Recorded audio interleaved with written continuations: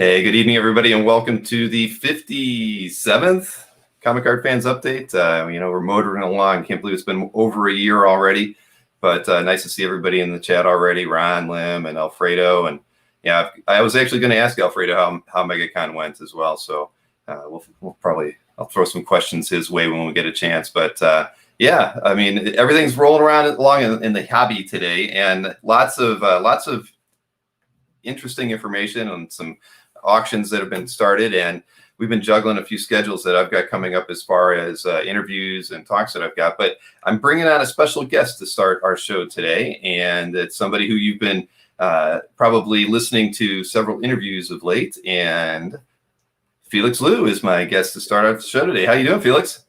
Hey, Bill. Thanks a lot for giving me this time here. No, hey man, not a problem at all. I mean, you've been very busy of late. You know, you dropped that the Marcus interview that was super interesting, and I saw there was a lot of comments going on in all over Facebook on all the chat forums that I follow, and then people were even talking about it in the chat while we were doing the Tuesday interview. So yeah, everybody's that's all Marcus. Marcus has just built himself this immense following, and it's deserved. I mean, who puts more time into Cap these days than Marcus? And it lifts everyone's spirits, to read his comments. I hadn't posted anything to Cap in a while, and when I did recently, part of it was like, man, I can't wait to get the Marcus comment. I can't wait to see what he has to say. So, no, it's all Marcus. It is, and he is more active on CAF than I am, so that's saying something. But I love it. I mean, I've always appreciated the time he spends on there. And I hope he keeps it up. But it's kind of like you, Bill. Like when you started this YouTube channel, and when you really ramped it up, I guess when pandemic started, you're doing like 5 shows a week. Like, who can keep up with that? And at a certain point, as much as everyone loves it, almost feel bad for you. Like, man, I hope this guy gets can resume his normal life. Love that you're doing what you're doing, but boy, that's a lot of time. And I almost feel that way about Marcus, but love his comments too. So as long as you are able to, no pressure, Marcus, but as long as you're able to keep doing it, we all love it. Yes, exactly. And the comment milestone, Marcus, I think I'd have to go back and double check that, because I know I can. If we go into the forum on CAF, there's actually a comment count that shows all the sum of all the comments made on the site, and I think we did surpass that. Weren't we trying to get to a million at one point? I'd have to go back and double check, but whatever it was, I believe we did hit it. So yeah, no, I think everybody looks forward to a Marcus comment on their artwork when they get when they're doing CAF posts, is just because that way you're getting noticed. And there's a few people who are regulars out there, but Marcus certainly leads the charge. So if I could put him on the payroll in some weird way, I would. But the thing is, the fact that you took the time, it was funny. I think about 2 weeks ago, somebody said we should get Marcus on the show so he can talk about his thought process and how he handles making comments on art. And then I saw that you had done it, or you had done the interview with him. So I'm like, well, that's one interview I'm not going to have to worry about for a little while. Well, you can still do it and talk about thought process with or whatever else you want to talk about. I've known Marcus for a while, just as one of Albert's guys, and like I said in our podcast, we just hang out or line up together at San Diego for an exclusive or something, and he's just a fun guy to hang out with. But in all these years, I had no idea he had the collection that he has. And when he said, and I asked him, would you do the podcast? Would you do a show and tell video? When he said yes, I had to jump on it. Sure. And I'll also say too that back in 2018, my wife was diagnosed, and it's not a secret, and I didn't keep it from anyone. But when Marcus found out, he was one of the first guys to offer to help. He volunteered to help. He said, whatever you need to keep Felix Comic Art going. And what he didn't know at the time was, I was maybe this close to just shutting the door on that. I think I talked about why I kept it going. It was actually a really good thing that I did. But I was just in no mood, and I didn't think I'd have time to devote to it. And anyway, Marcus reached out, and I don't forget. So another reason that I just appreciate Marcus. Well, so he's got there's many reasons to appreciate Marcus. That's a good one right there. So with that, and even the Dinesh interview, that was really great too. So you've been putting a lot of effort out there as far as getting some really big names and big stories. I appreciate that. I feel like you get the ones that I don't know if I might feel intimidated to go after in some cases, or I just haven't had the time to. But I've listened to pretty much all the interviews that you've done, and I'm sure, like everybody else, that they appreciate the fact that both of us are putting the effort in to talk about collector stories and the hobby and getting the word out. I'd love to talk to all the people you talk to. I just don't have the time. Again, I do not know how you do this. If I did this 5 days a week like you, then I would have talked to all those all those folks too, of course. But as it is, I don't really have a set schedule. So when Dinesh said, "Hey, I'm up to doing your podcast," yeah, sure. I know people would love to hear from Dinesh, and I'll give a little scoop today, just for Comic Art Live. Dinesh will be doing one of our chats on the site this coming week. And fingers crossed if it all works out. We were hoping to do that when we dropped his podcast and his video, but he's been traveling and he's a busy guy. Sure. This coming week, anybody who wants to talk to him and ask him any questions, just do it on our site like what we normally do. And the chat on our site, you just never know who's going to pop in. Artists, writers, and like a couple chats ago, one of my all-time favorite comics writers, Brian K. Vaughan. He'd been lurking, but he actually chimed in. It was absolutely fantastic. We got the scoop on Saga, and if you want to know what it is, go to the site and you can look it up in the transcript. But very, very exciting stuff. So I think the Dinesh one should be a lot of fun. Oh, heck yeah! I'm sure it will be well publicized. So you'll let us all know at least a day in advance when it's going to happen, right? Definitely. But the real reason I wanted to come on tonight's show, and you so graciously agreed, is because a month ago you did the Dueling Dealers of Comic Art with benefit for my charity, the Lou Family Fund. I came on and talked about the charity and the support, the outpouring of donations was just incredible. There are probably well over 1,000 individual donors to the Lou Family Fund at this point. But this was something different, and this was something separate for me. It was all you and comic art fans and all the awesome fans who tune into this YouTube show. So I want to recognize that and thank everyone. I'd write everyone, but I don't have your email addresses, and so this makes it easier for me. So if just give me a few minutes, Bill, I'll just go down this list, starting with Daniel Evan. Thank you, Daniel. Ron Lim, love you, Ron. Thanks so much. JC Padilla, Jason D'Ambrosio, Essential Sequential, who is Jason Schachter. And Jason's going to come up before we're done here today. I'm going to thank Jason for something else, so don't let me forget. All right. Okay. David Wetzel, Doug Pfluger. Thank you, Doug. Ron Lim again. Ron Lim is going to show up on this list a few times, I believe. Alan Hamilton, Timothy Wenhold. Thank you, Timothy. Kavi H. Thanks so much, Kavi. Kavi's going to show up a few times too. Ex Atari. I know who you are. He is connected to Dinesh, so there's a Dinesh. Thank you, Exatari. Michael, Mick, Isaac, and he left a note. My grandfather also died from colon cancer. This is a great cause. Thank you, Michael. I'm sorry. Eldon Mock, Autumn Byrne, good thing you're doing here. Chuck Arnold, from Chuck, Mendy, and Abby Arnold. Thank you to the Arnold family. Mark V, in memory of my mom. Thank you, Mark. Sean Crowell, great cause. Thank you. Yo Curry, my boy. Thanks so much. Scott Reno, Indu J, Douglas Landy, Felix for a great cause, and to a fellow Nexus fan. I know he's a recent addition to CAF, and thanks a lot, Douglas.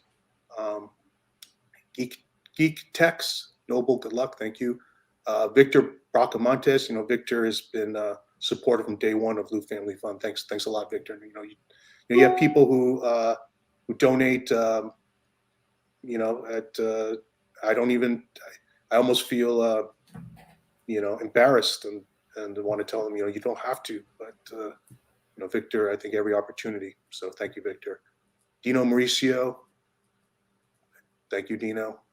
Seth W, Bear Creek Ridge Farm, Aaron Noble, Scott Wingo, thank you, Scott. You're going to show up again. I appreciate it. Kelsey Steen, Schizoid, and he writes for Team Felix. Thanks a lot. Rick Welch, T. Gleason says, cancer took my old man. F cancer. Indeed, T. Fuck cancer. Dewey Cassell, Mike D, Ken Carter, Tony Brischler, Ted Latner, Mackie Poo-Poo, interesting name, but thank you. Bootlegging is a habit. I know who that is. I believe that's my pal Dan from Brooklyn. Sorry, Dan, but apparently the best bagels are in Berkeley, California. He writes, the Lou Family Fund is an excellent cause. Birds in Boxes, Larry Wilson, thank you, Larry. Jeff Wedding, for all the ones we have lost, yes, thank you. Khalil Guerin, thank you, Khalil. Jordan Wano, mahalo to Bill, Felix, Mike, Anthony, and everyone who has given love and support. Thank you. Thank you, Jordan. Grant Riddle, echo all the sentiments. Michelle McCammon, thank you, Michelle. Mr. Red Jack 12, in memory of my sister and father. Mackie Poo-Poo again. Matt Moore. Mrez Go Lucky. JC Padilla, in memory of my brother. Thank you, JC. Christopher Daly. Scott Wingo again. And this time he writes, both a titan and innovator of our hobby, Felix has changed my life for the better as a collector. It is my great pleasure to support the Lou Family Fund, and I encourage all their collectors to pitch in. Thank you very much, Scott. That is a Marcus level comment. I appreciate it. Tyler Turner, you will always have my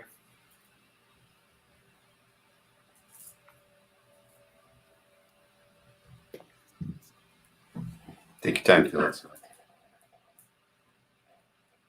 So as everybody knows, we were really appreciative of everything that you guys did for us when we hosted the show in July, and it's been something that we had talked about at different times and wanted to do this for Felix. So I'm really thankful that we were able to do this for him.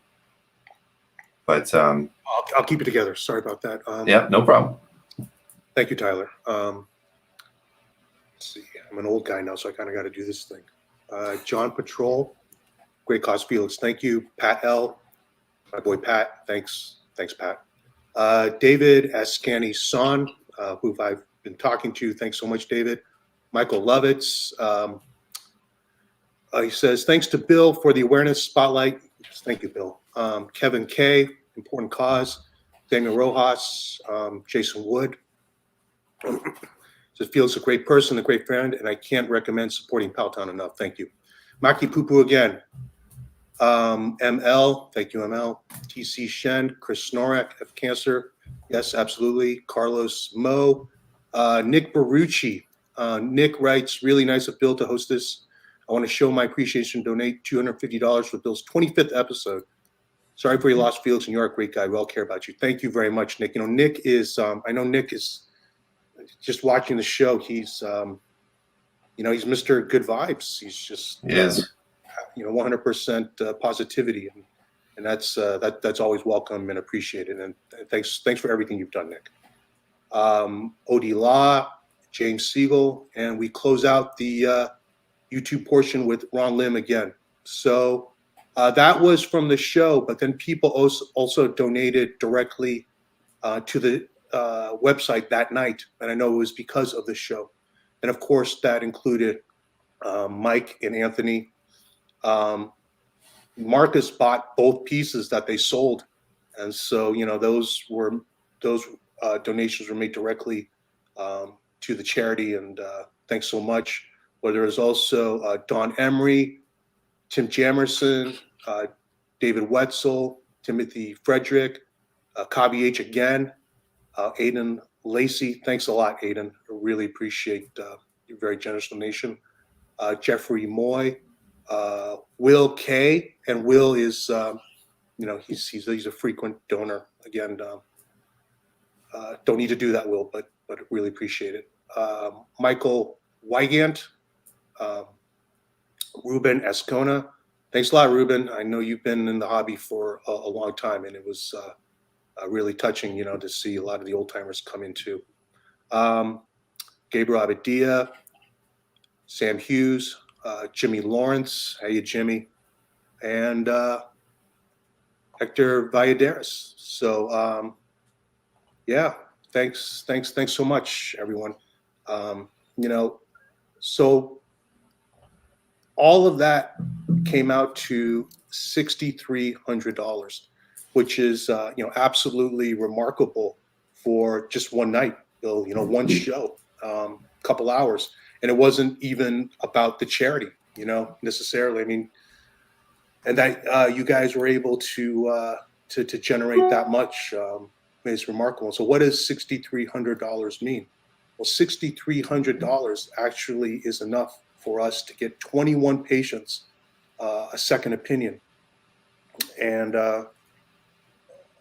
those are 21 patients that might not have had a chance to get a second opinion before.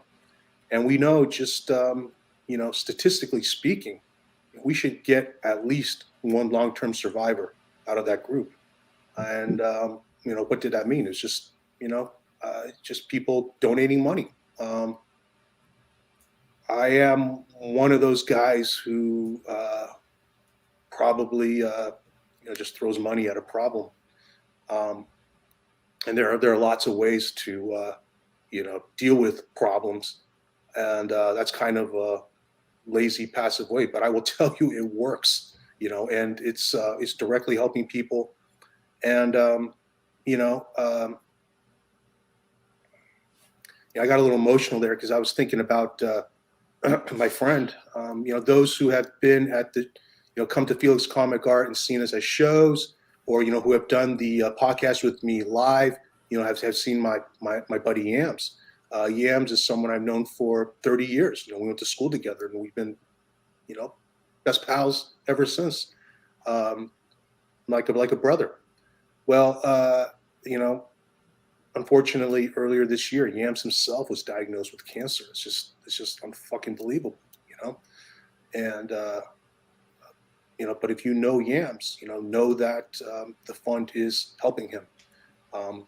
That's not what the fund was set up to do, but thankfully it was through Paltown, and Paltown has a whole team of attorneys and accountants who were able to sort of reconfigure the purpose of the fund, just to keep us right as a 501c3. Mm-hmm. And so Yams is being helped by the fund too. So everything you guys have done, help get the word out, help donate, participate in our fundraising, our auctions, whatever it is. It's helping people. It's going directly to people. Oh, well, it was a huge pleasure to be able to do that for you, Felix, and for the charity. I mean, and to be our first one. I mean, we've talked a lot over the years, and I think it was very fitting that the first effort and all this time that I got to do something for was yours, and I really appreciate that you were open to allowing us to do that. And I don't think it'll be the last time we take either this channel or Dueling Dealers to try to benefit something like that? I hope not. Let's be real. Anybody who's able to participate in this hobby is privileged. Mm-hmm. And some more privileged than other, but this is very definition of a luxury. And so if we're able to help others or give back, especially the last couple of years for this hobby, it's been going great, and if we can actually do something positive from that, then I think it's good for all of us.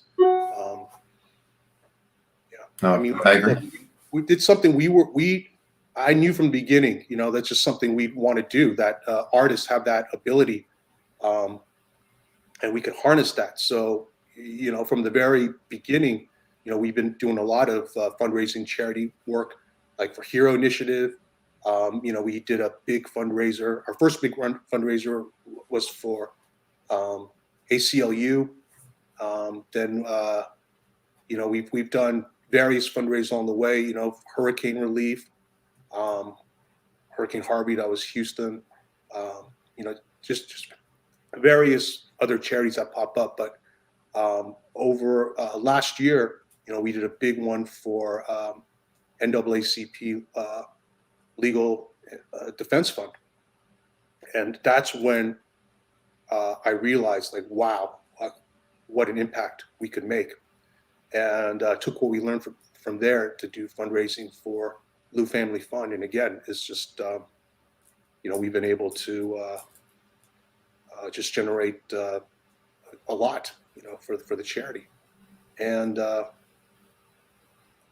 I think just on a business level, when you look at the landscape of modern art and reps, it's kind of like you, Bill. When other people, biting off your ideas or what you do, who's thrilled about that? You can be generous or magnanimous, but I'm not always so generous, and then frankly, it annoys me. But if you want to do what we do and start supporting charities, I'm for that 100%. No, well, you've shown that with a concerted effort, you can really move mountains. I mean, I've seen the hobby support, various things over the years, whether it was Hurricane Katrina, which was almost 17 years ago, to to many disasters in between that. But it's always been kind of ad hoc in a lot of ways, or singular focused things. But you really did, you kind of got that momentum going when you put your team to the task of supporting those different charities in the last, well, it's been about 18 months, right, where you were really focused on it. And it just showed how well these things can go when you've got a good group of talent around you that are concerned as you are, and you've got the support of your customers and your fans, and there's lots of good that can be done from that. And it definitely showed me that. I never felt like I had that, even though I running through CAF and owning CAF, I never really felt like I had that, but I see it now, and that's where why I felt like now, or that show was the right opportunity for us to get this started. But no, I think that there's a lot more opportunity for that in the future for work that we'll be doing through CAF and Comic Card Live. Okay, well, look, I know, especially these days when you're not doing 5 shows a week and you sort of cut it. By the way, congrats! I'm actually happy for you, and I'm sorry for everyone in the chat who misses the opportunity to the sort of clubhouse atmosphere, and I've taken up the time tonight, so it won't all be charity and cancer, whatnot. I actually wanted to bring something to share, art. So let's talk art. Okay. All right. And I said earlier, I wanted to thank someone, and here's why. I have not collected art for the past several years. As a matter of fact, if people look at or people are familiar with my calf gallery, it probably looks like nothing has changed. It's all pretty static. Haven't really changed my feature pieces in a decade, maybe. It's all the same pieces, and you probably don't really realize what comes and goes.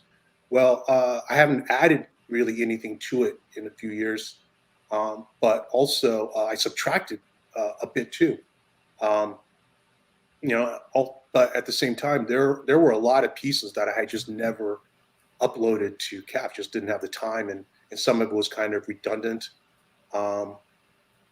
And long story short, so not only had I not been collecting, I'd been selling. There was a point a few years ago when I sold a big chunk of it because I needed to raise funds, for my family, just to have it, at our disposal because our insurance didn't cover the treatment I wanted us to get, and I needed to just be at the ready to write whatever checks needed to be written. So it was real eye-opening. I made just a handful of calls, but I just moved so many pieces, and it represented like this huge, chunk of money. I just wasn't realized, just how liquid it was at that moment. I think it's maybe even more so now. This hobby is just bananas. But I had always said that if my family ever needed it, that it would all go, every single piece, and I was prepared to do that. And put my money where my mouth is, because a lot of it went, and whatever else that was still on cap, that would have gone too if I had to. But that was sort of my mindset, like adding, forget it. Like I'm not adding, I'm subtracting. Well, I had been getting some small pieces here and there. Like I get a commission from one of my guys or something just for fun. But I hadn't really been seriously collecting. Well, an opportunity just sort of fell into my lap a couple months ago. So I'll just show you the piece now. It is a Sin City page. Wow. The Hard Goodbye, the first arc. If I had to get, my preference for any Sin City art would be from the Hard Goodbye, but none of it's available because Frank's got just about all of it. And this came from Frank, thanks to Jason Schachters. That's why I wanted to thank Jason again. So, this is a page with, this, I guess, it'd be the first appearance of both Marv, but also Nancy. I mean, this is a real full appearance of Nancy Callahan there. Wow, that is an amazing piece, Felix.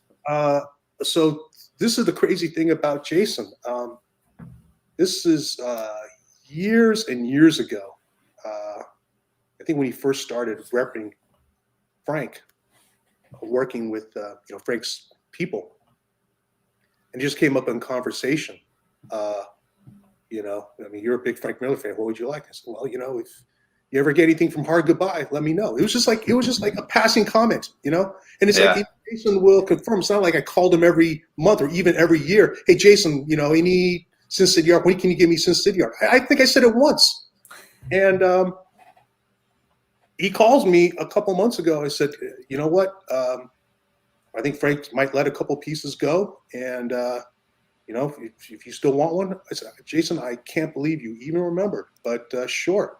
And anybody who knows Frank or knows Frank's history, not the easiest guy to deal with in terms of selling art. He might decide to sell, or he might change his mind. This is how it's been for 40 years. Mm-hmm. So I didn't. I thought it was incredible that Jason remembered, but then actually it bore fruit. Got a page, and I think that I just know that if you get offered something like that, you pretty much just have one shot. And I think in talking to Jason since, you can't get any more pages out of Frank. So I feel lucky, and again, I want to thank Jason and thank Frank.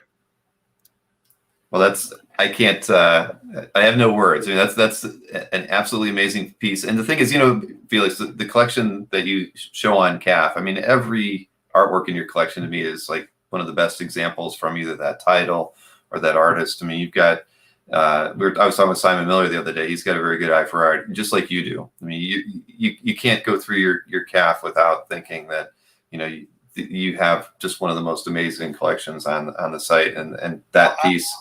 I'll be honest. It's I guess I just show the better pieces, but I had a lot of pieces. I got usually accumulate quantity, and it's all interesting to me.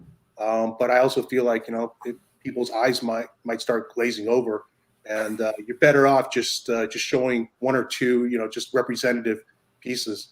I had, what's funny is, people know me as the Dark Knight guy, and that's kind of it's kind of shticky. It's just a goofy thing I do. But if you really know me and you know what I wanted from the beginning, it was, I'm a big Watchmen guy. I love Watchmen. I guess I kind of kept that on the down low, let everyone turn their attention to the Dark Knight when really Watchmen is my thing.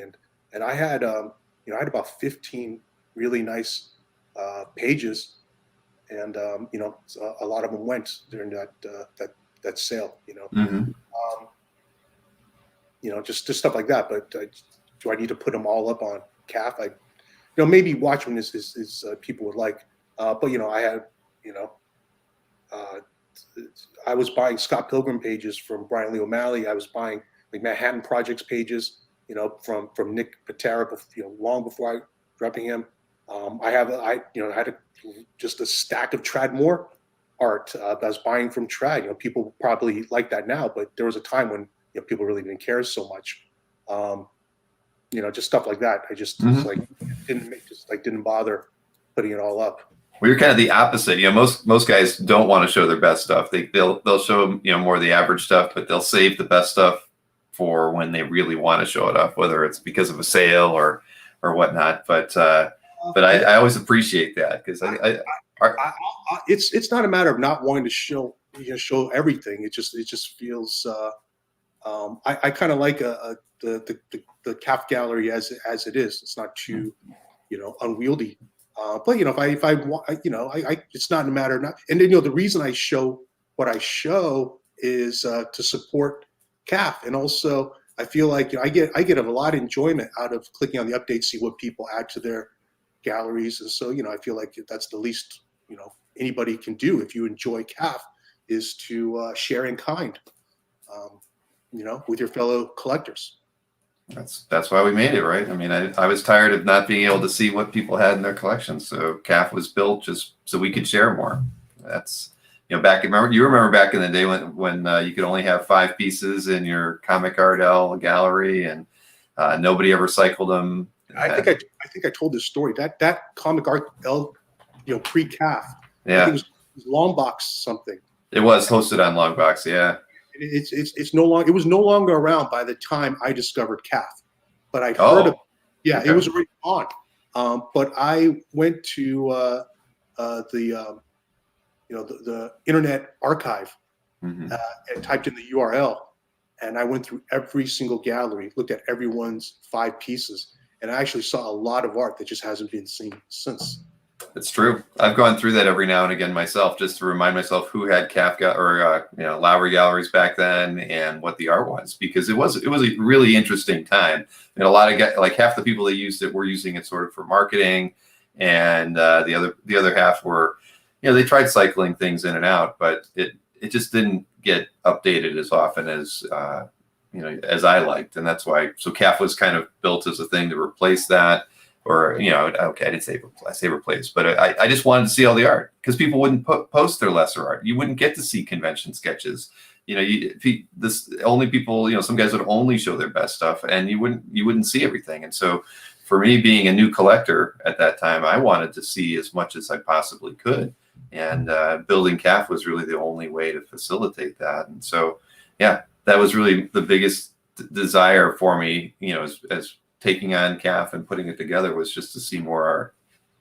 One thing that's remarkable to me, Bill, is you're able to carry on that conversation and pay attention to the comments, the chat comments. I'm not able to do that. Like when I did the talk with Trad and with James, I'm just talking to them, and it's it's like chewing gum and walking at the same time. I guess I'm just not that coordinated.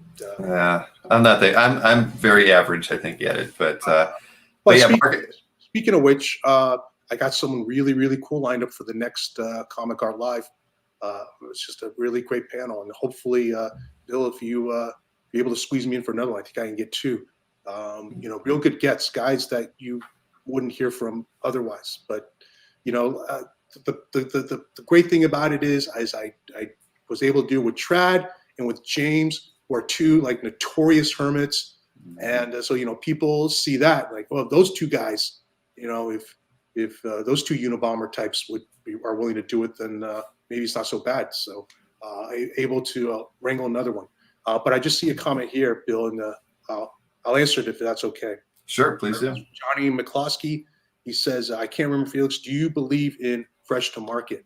I believe that it is a thing, but I don't care about it myself at all. And I think it matters. It seems to matter less now. You see, like people who are like really hung up on fresh to market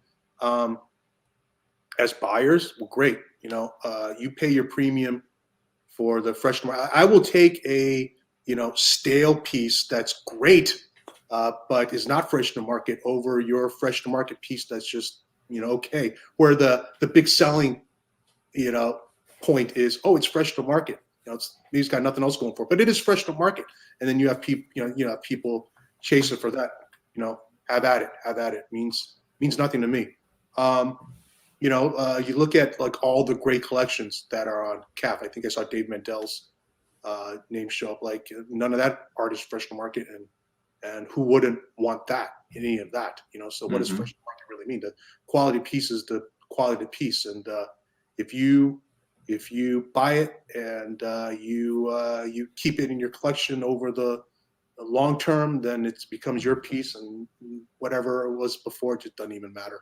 But the earlier thought I had is you see art now show up at auction that's been shopped on CAF or been on eBay. Doesn't matter, and it goes to Heritage, and it still blows away whatever people were even asking for it.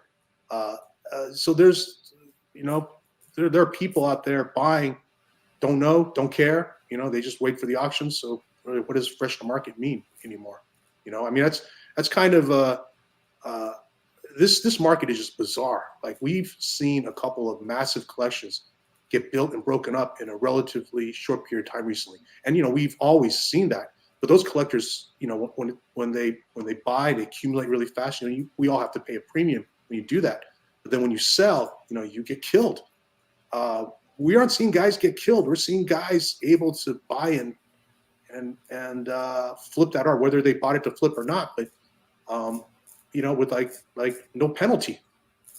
It's insane. I don't know if that's going to last, but I've certainly never seen anything like that before. Right. I mean, I'm with you on the idea that fresh to market isn't as important today as it might have been, 20 years ago. But I mean, good art will always command great prices, and it doesn't matter if it's been seen on CAF for a long time or not.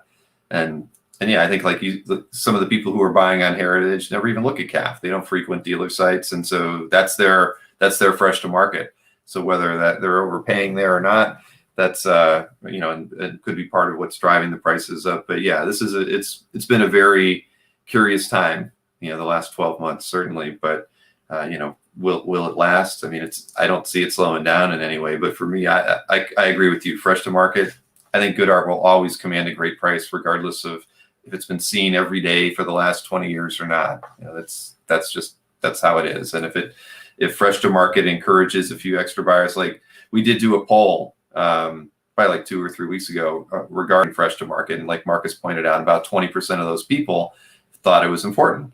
And so, yeah, I mean, 20% of a group of collectors could drive the price up on something that they all consider fresh if it's something that they want. So, that's probably about right? I mean, 80% of us don't really care that much about that, but if 20% of the people do, that's a big percentage.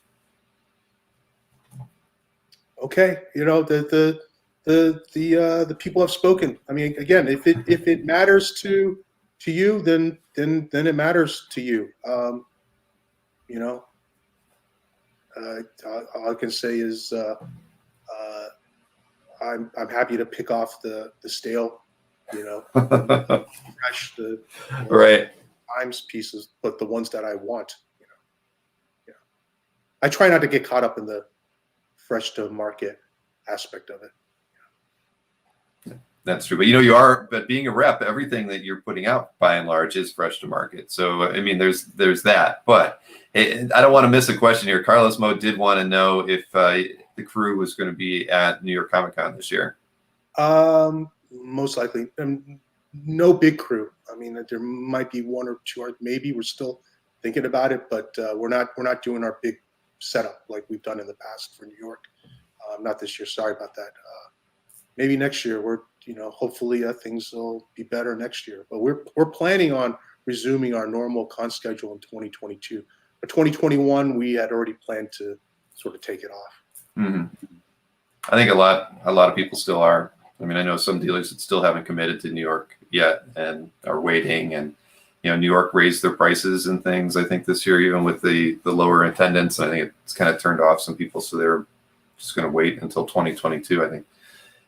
And it's seeming more and more prudent every day, right? So I don't blame you.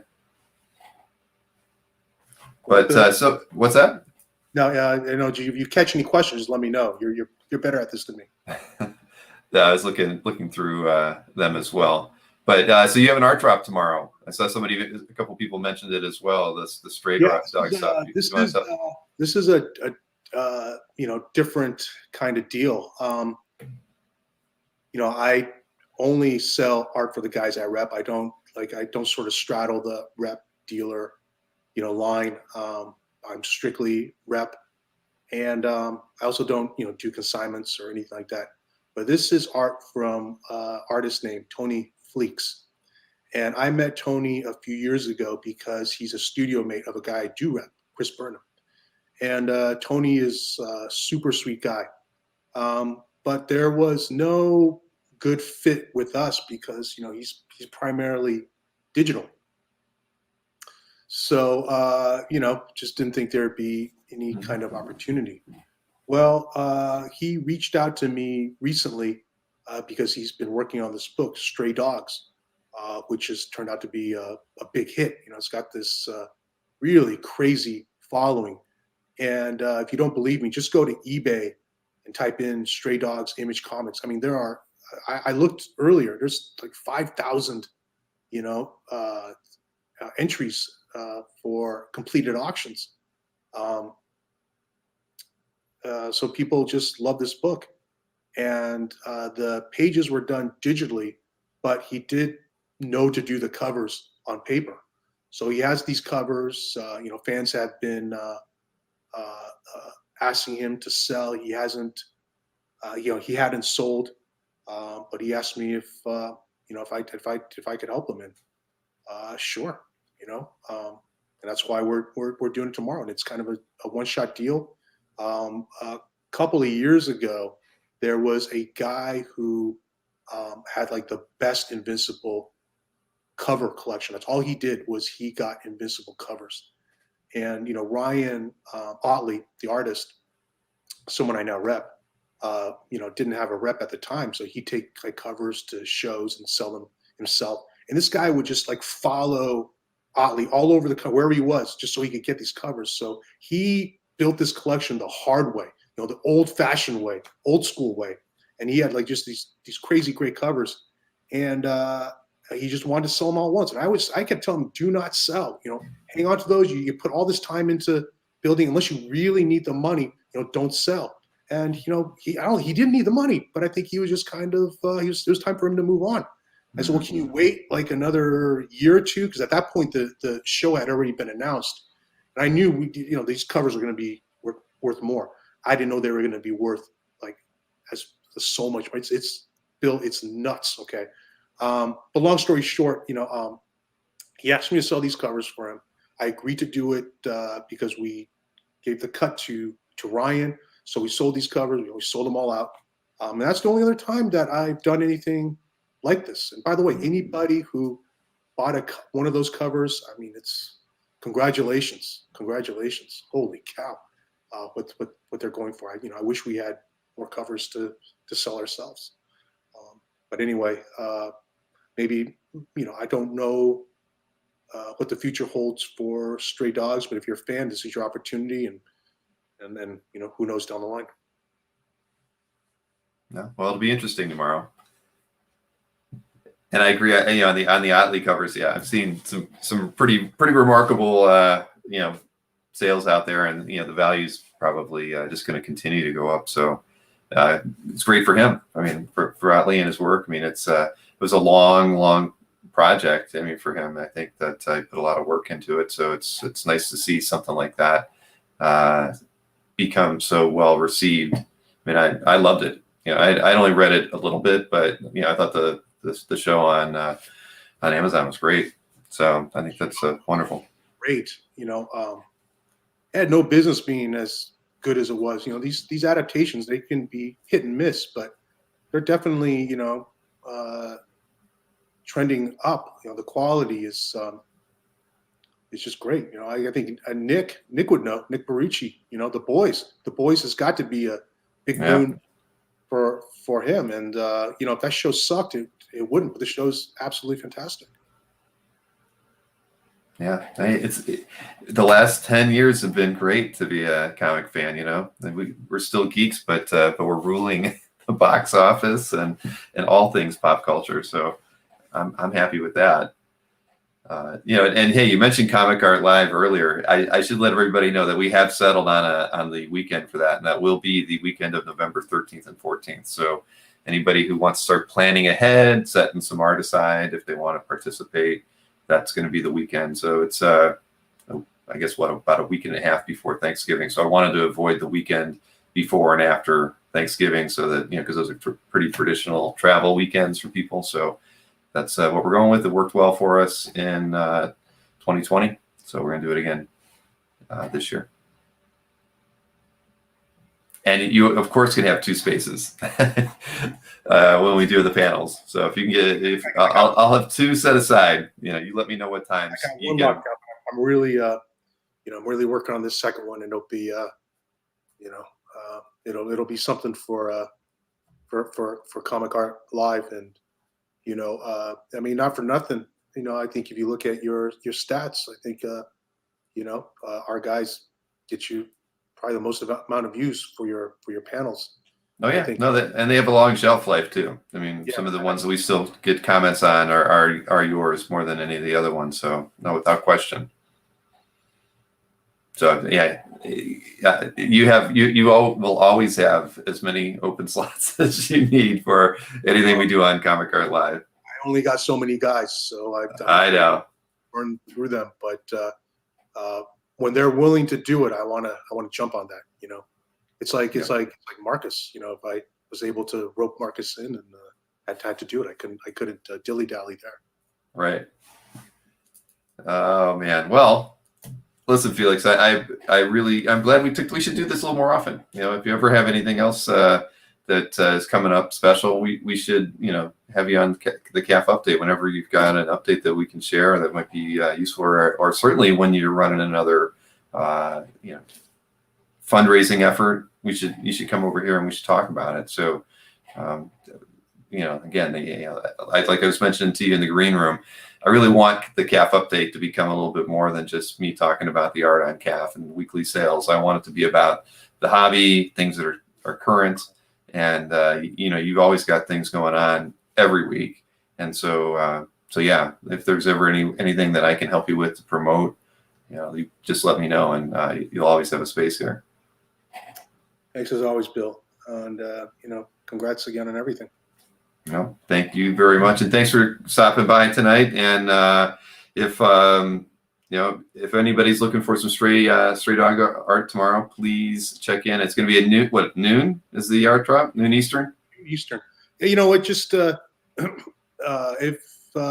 you, it's not something you are already into, don't bother. But if you're a fan, for sure, there are only 14 pieces. If you want to get a sense of the market and you want to see them go, then do check in too, because once they sell, people, what did it sell for? What was the price? Well, it's sold. It's not, it's the buyer's business now. Right. If you wanna, what I always say is, the people who put in the work, tend to get the best results. Right? It's like for anything in life, right? So the people who try at the drops tend to get pieces more often than people who just random try here or there. And by the way, I'm not saying try if it's not something you're into, but the fact of the matter is, people who are attuned to how the drops go, they're ready. And also, even when they're not buying, they check in and they look at the prices. They have a mental idea of what these things cost. I mean, it's just market data, right? And so there's no sticker shock that costs you those few precious seconds, when there is something that you want. So look, I'm not telling anyone who's not into it to bother, but I think the people who again, put in the time, they see the benefit. All right. Well, listen, door's always open, Felix. And again, thank you so much for letting us do the charity with you earlier this summer. And again, I'm proud of everyone in the chat and everybody who supported that. I was really happy that Mike and Anthony were willing to support it too. So, again, I've learned a lot, and I hope to continue I participated in a dueling dealer show for the first time ever last week. I've watched them before. I could watch them in like chunks, like I'm brushing my teeth and watching 5 minutes here. But I sat down and I made an appointment to watch that one because of Albert, and it wasn't just to support Albert, but as a collector. I know this is, and I had no idea what he was going to bring. No clue. Okay. But I knew it was his first showing. I knew he wanted to win, and therefore I knew the quality would be relatively high, and he did not disappoint. Albert, I don't think there are other dealers out there who are like Anthony and Mike, who have like the sheer amount of inventory that will allow them to do this show every week. I think we've seen on the wannabe shows where apparently I read this on the CGC boards. This is not my observation, but dealers are sort of trading pieces back and forth just to look like they have different material. But it's because you run out of stuff. Mike and Anthony, I don't think it'll be a long time before they run out of anything. And, right. Same with Albert, but man, Albert has the good stuff. Albert has the good stuff. And if you can get him on again, I will tune in again. I actually got 2 pieces from that show. Well, I was going to mention that, as part of my update, that Albert does want to get back on. He wants to take down Mike really bad. So that can only mean that he's going to bring even better artwork than he brought the first time. We're just trying to work out the schedule. I think that he's looking. The whole competition aspect is kind of goofy, right? Like I equate it to WWE, but those 2 guys, I think they have pride.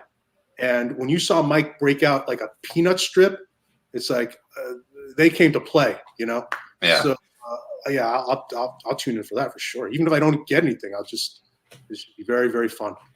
Yeah, no, he's planning on. I think he'd rather wait till after New York Comic Con. I think I think he has a lot of stuff going on in September through middle October, and as much as he wants to get back in there and put it to Mike, he's got to wait a little bit. But actually, I'll have Albert on. We're doing just like a small Bruce Timm art drop next Monday. So just something he offered to do it as it's going to be like a member only type of thing here on the channel, and he offered it up. Yeah, exactly. And good for you, because that's to help out. That's to help you out, right? Because that's why he offered it up. Yeah, he's why would Albert ever do that? He would never. There's no reason for him to do it. And completely sell out. He doesn't need this vehicle to do that. Yep. So for him to do that to boost membership. Okay, so while I told you I would sign up for membership, how do I do that?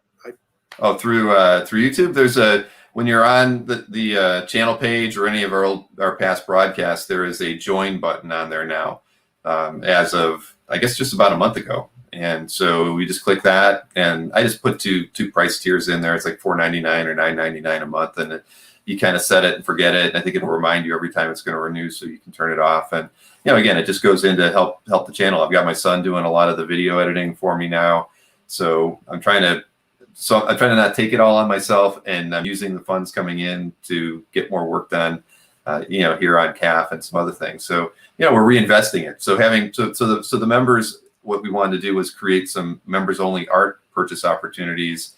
And Albert, I mentioned it to Albert, and he was like, "I came back from Torpedo with a stack of Bruce Timm artwork. How about we do something with that?" And I said, well, "You're the first one to offer that." So and Mike has also said that he wants to do like maybe a Saturday show, not up against Dueling Dealers, and do a similar thing where it'd be a members-only, where everybody can participate and see it. But the only people that can participate in the chat and actually claim anything have to be members. So it's an open event, but people who subscribe or became a member during the chat can purchase something. But obviously they'd be better off being a member before the show starts, because they can miss out on stuff. So I'm learning as I go with this side of things. But like you and I have talked, I think Comic Art Live is a really important thing that started last May, and I feel like for me it's been one of the most fun things that I've done in a long time, and I do think it's a really important component to the hobby that I could never do through CAF by itself. And so it's a steep learning curve for me, because I think so many people that participate in these sorts of things are much younger than I am, but but I'm learning as I go, and I'm trying to find unique ways to create events and things around the hobby to help grow it. And I think YouTube and Facebook and these live streams are really a great way for us to introduce new people to the hobby, and to just bring those stories out that we want to share, so that they're out there for posterity, right? I mean, there's so many really great collectors that have come and gone in the hobby, and we'll never know any of their stories. I wanted to interview Russ Cochran and never got to. He would have been somebody that would have been great to have had on camera and spent. I mean, you could have done 2 or 3 shows with Russ, and it would never have been enough. So I want to use this platform for that, and to make the hobby stronger for us all. And so memberships are a great way to support what we're doing, for that reason. Okay. Well, if anybody, before I get kicked out of here, if anybody has any last minute questions, I'm happy to answer anything about fresh to market, stale art, whatever you guys want to know. I'm curious about what I think. If not, I'll that's I'm just reading through. Some people say the join button doesn't show up on anything but the desktop, and that may be true. I've never looked at it on my phone. So, but here's a question from Octavio D. How many pages did Ryan Otley burn back in the day?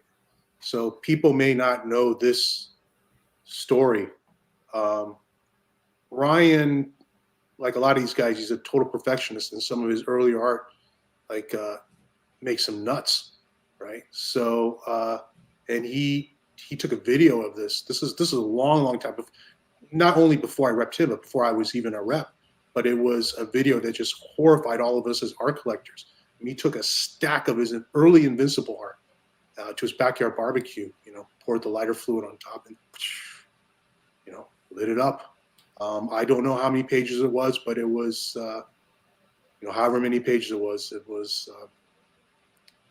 it made us all cry even then. Right. Funny thing is, there was a rumor that Sam Keith had done the same thing with his early Sandman art that he still had. That was almost sort of accepted as fact. But just this last year or so, Albert's been selling Sandman #1 art, art from the very first issue, and it came from Sam. So he hadn't burned it. That's true. He didn't like it. He hated it, but he didn't burn it. So good for him. Good guy. for us. Good for wow. him. But it was pretty cool to see those pages. Victor wanted to know if any of Nick's work is coming out in the next year. You got my permission to bug Nick on his Instagram feed to please draw the art on paper, because he's sort of, he knows that, that would be the smart thing to do, but at the same time, he's got deadlines, and I get it. And I tell these guys, like, I hate when they don't do the art on paper and they do it digitally. It's such a lost opportunity. But the book does come first, and ultimately, you got to get the book out on time, and it's got to see print, and it's those royalties that will, that will really mean something, and more than the art sales. So that's what they have to weigh and calculate. But I mean, his art sales are such that he doesn't even have to be on a regular book, just doing some art here and there. He could be driving a new BMW every year if he wanted, but he's got to put it on paper. So yeah, I don't know, Victor. I hope, I'm kind of nudging him toward that, but what he's working on is his own creator-owned book solo. He will write and draw it, and I've seen the early art, and it's absolutely fantastic. I'm really sad if it's not on paper, but even if it isn't on paper, you're going to want to read it. I mean, you don't even have to read it. Just look at the visuals. I mean, he's doing knockout stuff. He has provided some art for me on paper this year, and every one of everything he's given me is sold complete. Gave me an X-Men story, sold that complete. Did a Batman Black and White story, sold that complete. He did a story for a manga anthology, like a homage anthology by Western artists. Based on no property, just something for fun he did. And we had people just throwing off crazy offers at us for it. So yeah, he knows people really, really want, collectors really want his art. It's just a matter of having the time to do it. Mm-hmm. Well, similarly, JC wanted to know if you have another Paul Pope drop coming up. I know those are kind of few and far between, but yeah, hopefully we'll have one this year, but before the end of the year. But Paul is also working on his next project, and okay, so yes, my job is to hype and promote these guys, and you're going to hear a lot of superlatives, and it may sound like just exaggeration or just, but it's not empty hype. Okay, and hopefully my track record proves it, and that I've got some credibility. And when these projects do come out, you can come back to this video and see if I'm full of shit. But Paul's next project, knock your socks off. Just absolutely knock your socks off. And if you don't believe me, one other guy has had the privilege of seeing it. So that's my boy Lambert. Lambert has got to see this project and see what he says. He's got nothing. As a matter of fact, it would hurt him to tell you how good it is, because that just creates more competition for him for the art.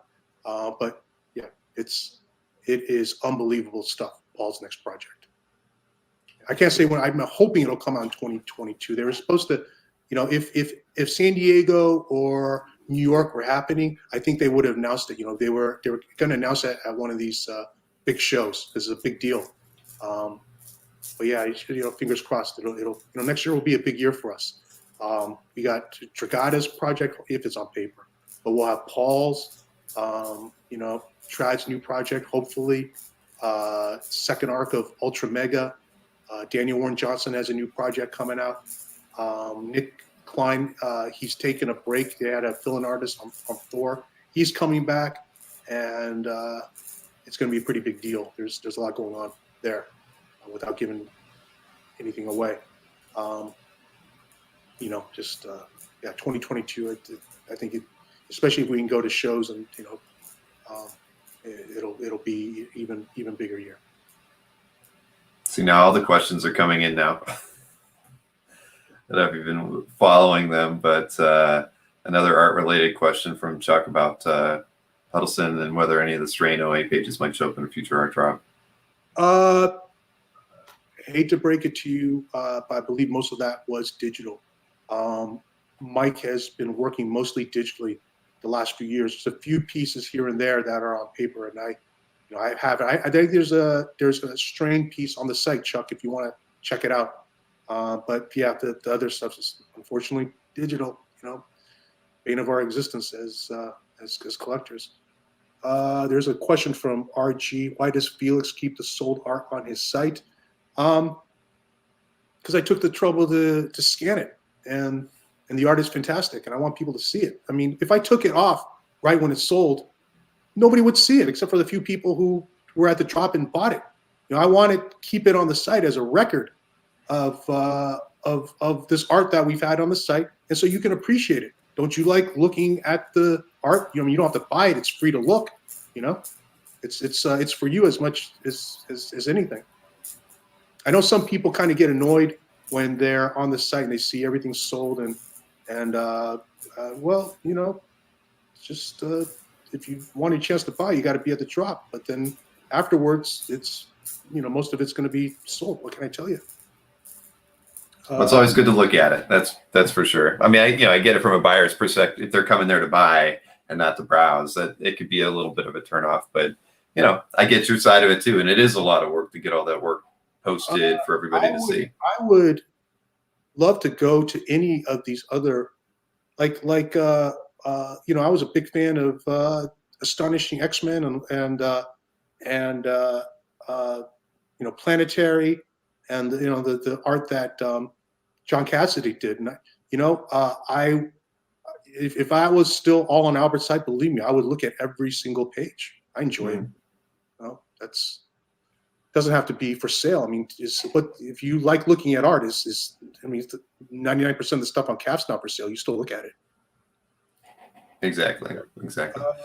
We ran into that one problem, remember, on the homepage where we had written programming to show stuff on your homepage that would randomly pull four pieces of art that had been added to your site in the last 60 days that were for sale, and it errored. We didn't know why, and we had it, because we didn't know that was actually coded that way because the way we had programmed it, 8 years earlier or whatever.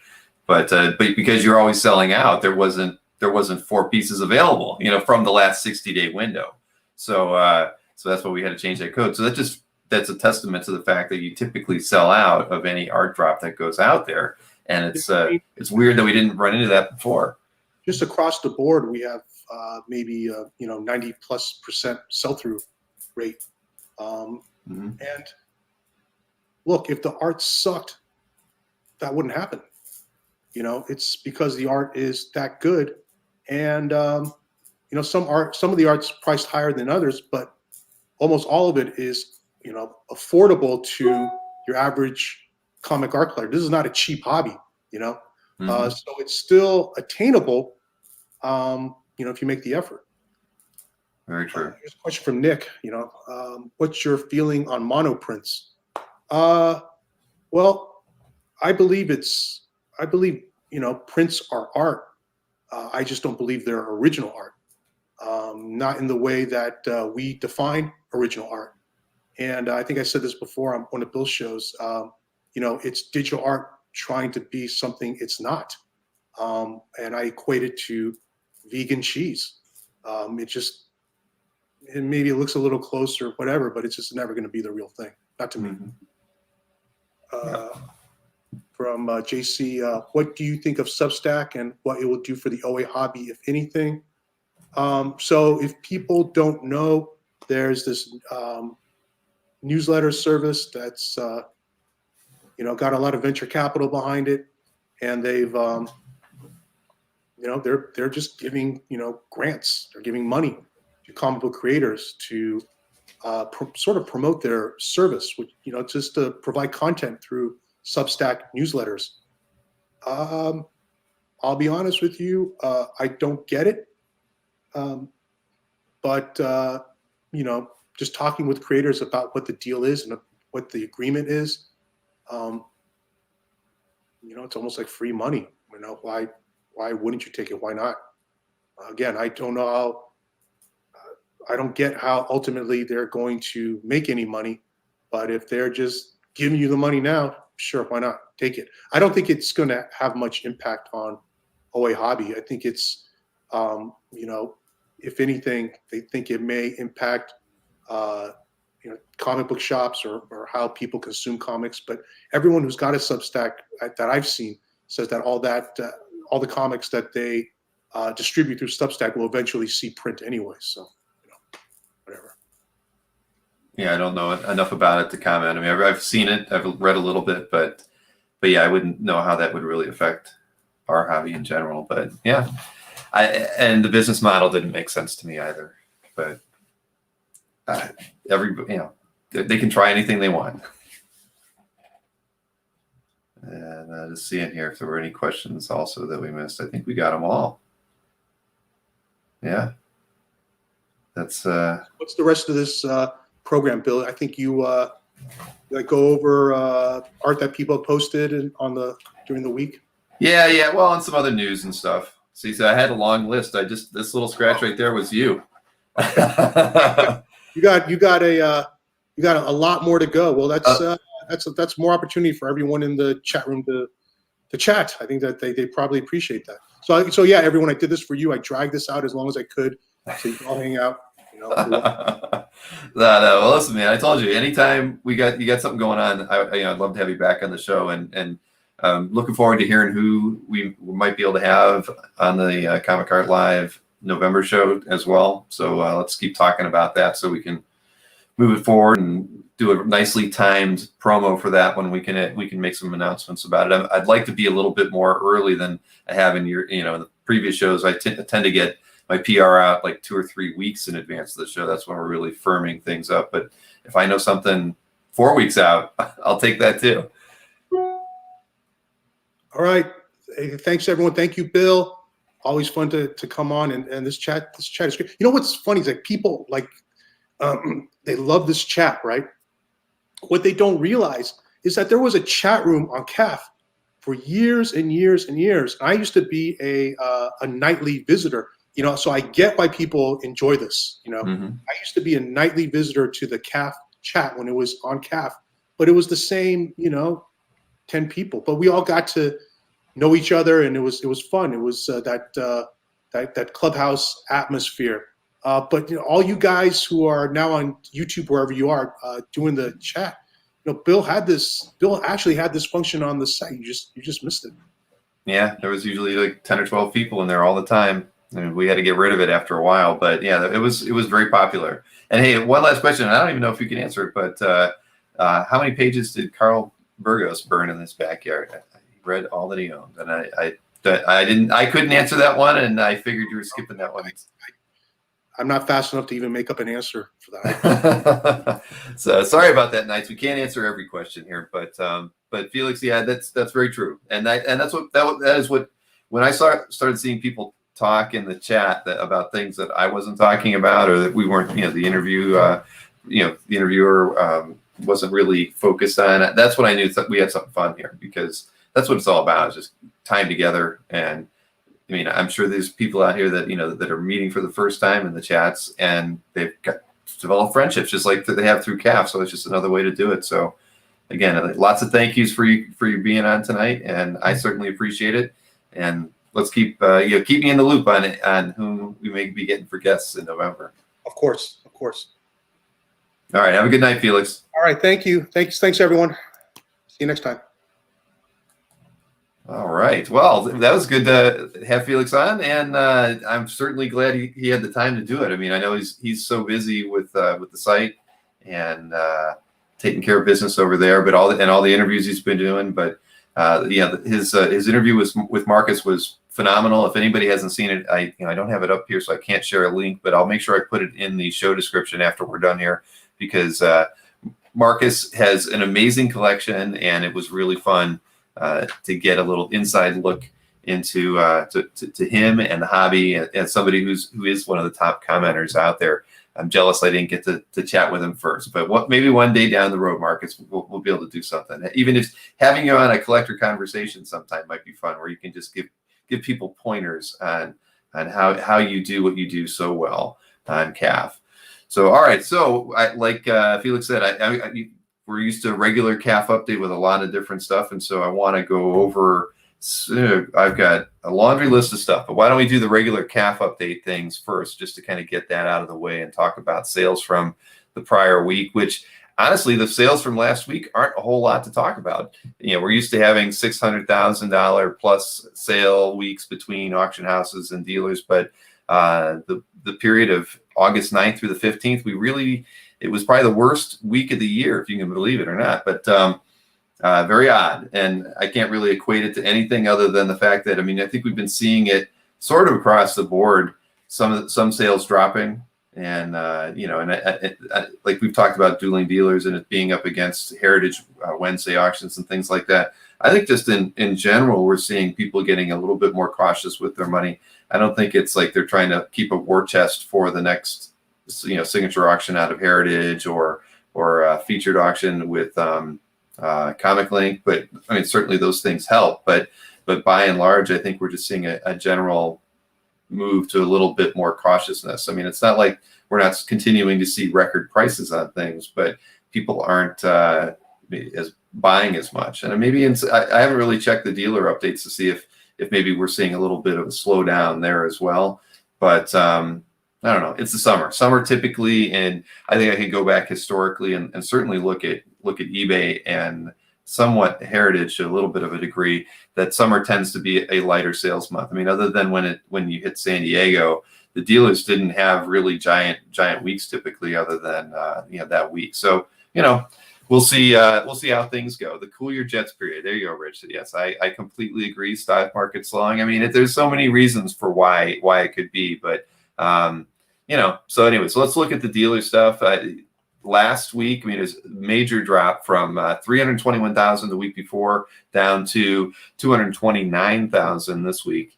And as far as the top dealers go, this is the first time I will ever say this. Maybe the last, you never know. But Anthony's comic book art actually had the top sales for the week, with 76 sales and 52,000 plus in total sales. Felix was second, 66 sales, 43,000 plus. Albert Moy was next with just under 48. I've got that misordered. $48,000 in sales. And then Ramita Man and Comic Book Art Gallery again with one big sale. So, and again, 229,000, just short of 230 was the total.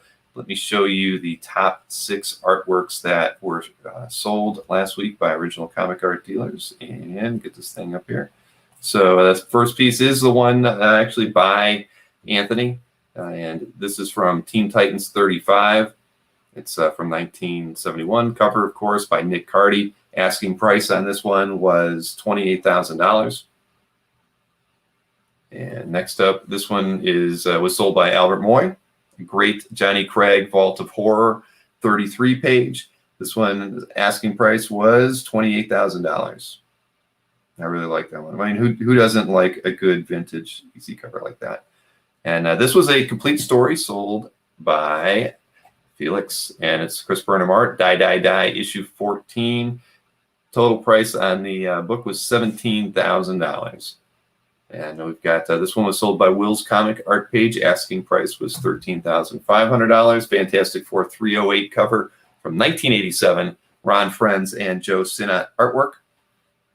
Next up is this one. It was sold on Dueling Dealers, and it was sold for $12,000. Bernie Wrightson, of course, 1974 back cover to a title called Mutants. And finally, the Sandman Issue 1, page 13. Sam Keith, Mike. I always mess it up. Dringenberg, $9,000 was the asking price on that one. And yeah, I always get that one wrong. Ruben, you can probably correct me on that one, on my pronunciation. But yeah, I like that Bernie Wrightson a lot. I got to see it before Mike shipped it out, and it was very pepper pot.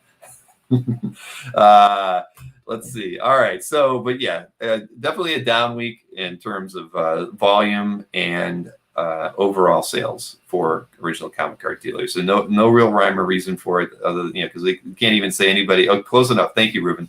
That nobody was, that there was no real reason for people to not have a lot of art drops last week. So no trips, no cons to get in the way, but it just happens. But I can tell you that the auction houses did even worse. And auction houses, well, eBay and Heritage combined for just under $175,000. I mean, I don't think I've ever reported eBay and Heritage to have a week where they were under $225,000. But again, you can stack that up, and what we've been seeing with dueling dealers averaging more like $30,000 an regular episode.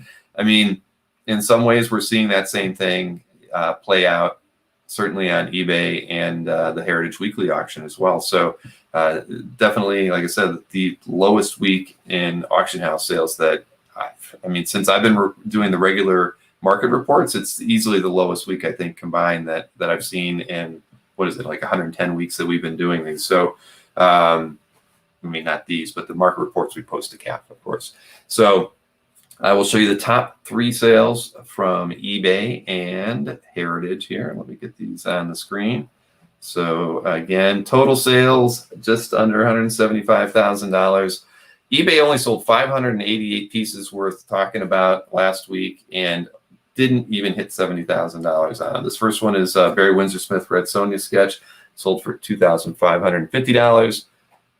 Next up is a Excalibur 57 page, which sold for $1,700 by Joe Madureira. Probably messed that one up. Sorry, Ruben. And finally from eBay is a nice Kevin Eastman sketch of Leonardo. And this one sold for $1,530. And they only have 4 artworks that sold for over $1,000 in that period. And let's see, next up is the 3 pieces from Heritage. Heritage, they sold 262 pieces in their Wednesday auction for a total of $105,000. This one was a complete 22-page story, sold for $3,360. Next up is let's see, this piece from Vincent Locke and Duncan Eagleson. This is from Sandman 38. It sold for $3,120.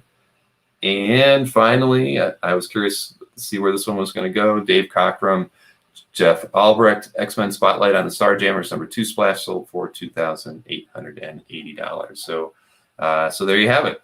Very, very down week in the hobby in terms of sales. So what are you going to do? What are you going to do? I got Joe's name right. I typically skip that and just say Joe Mad, but I figured I'd give it a try. So at any rate, we can only get better from where we were at there. I mean, combined sales, just barely over $400,000 is simply unheard of, and I don't see that continuing. Certainly with a lot of the other stuff going on, but we do have Comic Connect's got a big auction, fair size auction that ends on August 30th, and then we've got the big featured auction from Comic Link that ends the day after that on the 31st. And then Heritage, of course, who has just rolled out their bidding on their signature auction. That's going to be ending on the 8th through the 12th. So lots of big stuff coming up, and so much headgear in Phil's office. Yeah, I'm trying to make it like kind of like the collector's kind of thing. If I could, anything that we've used as a prop in dueling dealers would be it's just fun. So I've kind of rearranged things. I put in look, there's even the Batman mask from the other day is in there, and then I've got to return the Iron Man to Mike, since that is his. But at any rate, yep, just trying to keep it fun here. Sorry, just reading through some stuff. Yes, plenty of opportunities for more memes, and I got that Hellboy hand in. I helped Anthony score some stuff when somebody had a large lot of things to sell on the West Coast, and I told him I just want one thing out of the lot if you got it, and he did, and I told him I wanted that Hellboy hand, and it's actually, you can actually wear it and use it, so I've got to work that into a meme at some point. But all right, let's roll into the popular artwork from the week. I actually picked a few more pieces than I normally would. And just because I really enjoyed the fact that in the last couple shows that we've been showing art from artists that we maybe don't always show. And I can't say that I've done a good job of showing new artists, but I felt like I should expand a little bit from my 16 or 15 or 14 like I usually do, and just try to include a few more things in there than I might normally. And I think yep, Anthony was better at the recap. He's always better at the recap. He's a big wheeler dealer. He goes in strong, and then kind of his discounts are a bit steeper. So, all right, popular artwork. Okay, let's get me to 50 likes. Thank you, Nick. Let's see, here we go. Popular artwork for the week. And again, it's a little bit longer list. First up, this piece is in Paul P's collection. This is the cover to Spectacular Spider-Man 197, all by Sal Buscema, and it is a beauty. Next up, this is in Fish's collection, Jim Starlin. Of course, this is from Captain Marvel 31, page 23. Lots of comments went on this one. First Thanos storyline. Congratulations, Fish, on that one. And Zataria is the owner of this one. Dave Cockrum is the artist. And, of course, it's from Giant Size X-Men #1, page 29. Love that one. And Kavi has made it to the list this week with this Ryan Stegman Daredevil 26 cover. Really enjoyed that one. Congratulations, Kavi. And here we've got something from Wingo, Mr. Scott Wingo, McSpidey fan, Spider-Man 12, page 5, Todd McFarlane, published in 1990. That's a beauty. And then here's something in Dino's collection. Always a big fan of David Mack. We're going to be doing a little reveal in a little bit on something from David Mack that I own. This is Kabuki Metamorphosis, #6, page 14. Mixed media. I love it. And then, of course, I'm an X-Men fan. I couldn't pass this one up. This was in Nick Frank's collection. This is the great arcade issue from Uncanny #123, John Byrne, Terry Austin. This is Brian Bolland, and it's a incredible piece. It's a Judge Dredd Cursed Earth poster in the collection of Matt E. And my good friend Mikhail. And I actually wanted to ask Mikhail about some questions here, and we can do it after the show. Silver Surfer #15, Mike Allred, but he did list James Pascoe as a restorer, and I wanted to ask him, what did James do on that one?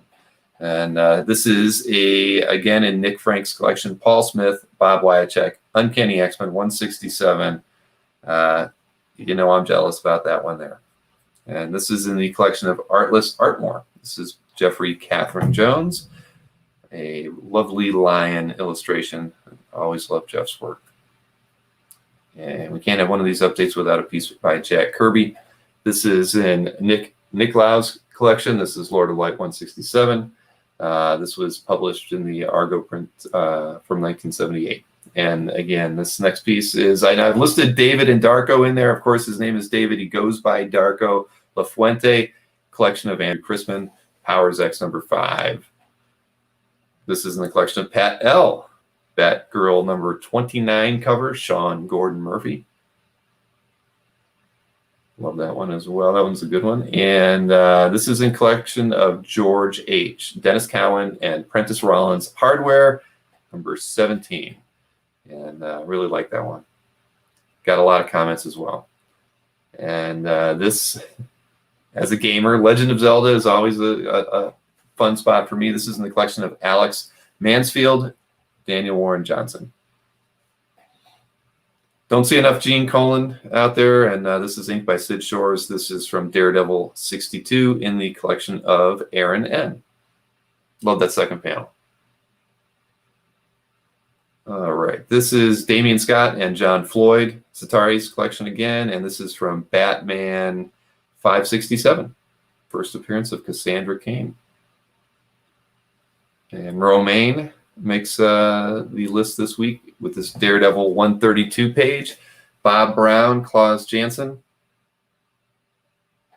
bullseye all over it. And DK Ruan here is in the collection of Kelsey S. And this is from, it's a variant cover to Excalibur 23. And we got 5 more here. This is who else but in Andy Worth's collection. Koi Pham is the artist. And this is Daredevil Man Without Fear, Spider-Ham. Andy loves Spider-Ham.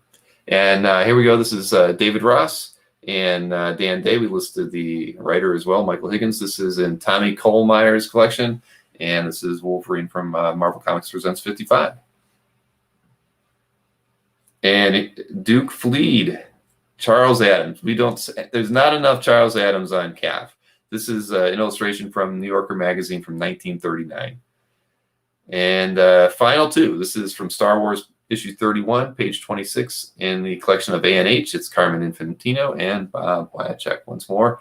And last but not least, Steve Dillon in the collection of Daniel Ashton. This is Bitter Streets issue 4, page 31. So, yep, lots of good stuff there. So, and yep, Argo. Oh, man. Marcus, see, that's what I'm showing that. I can't read the comments at all, so I miss out on all that fun stuff. But yeah. Oh, okay, so there we go. I was scrolling through. I was hoping somebody would say James created the word balloons and captions. All right, cool. That was kind of what I was expecting, but wasn't sure. And I actually was going to have him pop on, and I totally forgot to ask him before I saw that. So, all right. Yep, Ruan is becoming one of my favorites as well.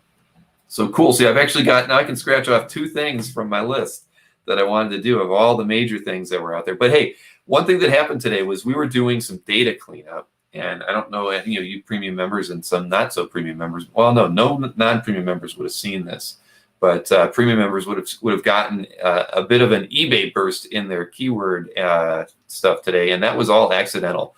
We were doing just a basic kind of a purge and repopulate, and it had to do some compare and contrast stuff, and Maureen was massaging data left and right, and some of it got massaged into a current date time, which it never does.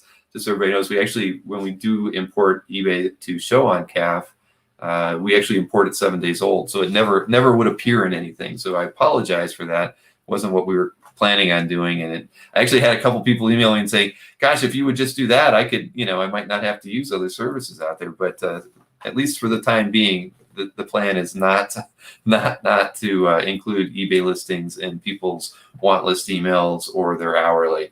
Yeah, that was it was not intended. So, but at some point it wouldn't be a bad idea to figure out how to make it work and then allow people to opt out of eBay, like would be the right thing to do. But yeah, today's event was totally an accident, and I apologize for that. I had a lot of other stuff I want to talk. I did roll out the CAF mailbox update. I don't know if anybody saw it, but it is out there. It is live. If you go to your CAF mailbox now, you will see that all threads have been collapsed. There are no, so you don't see, like for me, it took something like 22 pages that you'd have to go through of paging, and it took it down to 14. So that almost cut it by like 40%.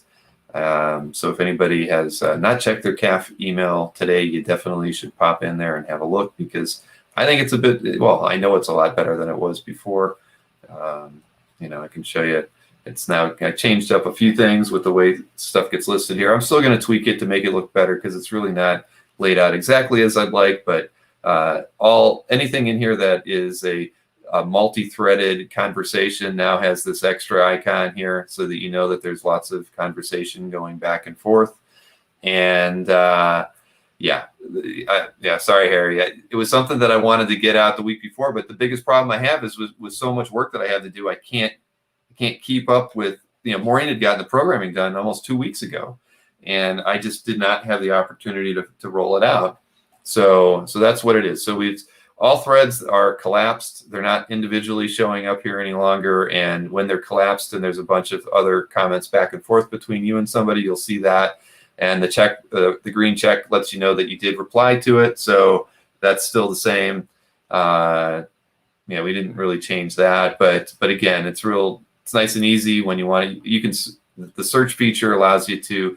You don't search the message content unless you check this checkbox at the top. But if you're just looking, if you knew you emailed with Dave Mandel one day in the past, you can just put in Dave in here, and it'll come back. I was curious how many times I've been contacted about my Adam Hughes artwork, so I can come in here and just search my inbox and see essentially how many times I've been contacted about whether it's thing in my featured or the Star Trek piece. So, you know, the search was never there before. So now at least we have that all set up and it's nice. And I'm very happy about that. And let's see what else was in there as far as the update. So that was the main thing, was just getting that in there. There's a few things I have to roll down to the search results page, but by and large, this is what we did. And you'll also see, I don't know, I can pick anybody here or somebody. Oh, I should look at the Mark Howland one. I showed that before.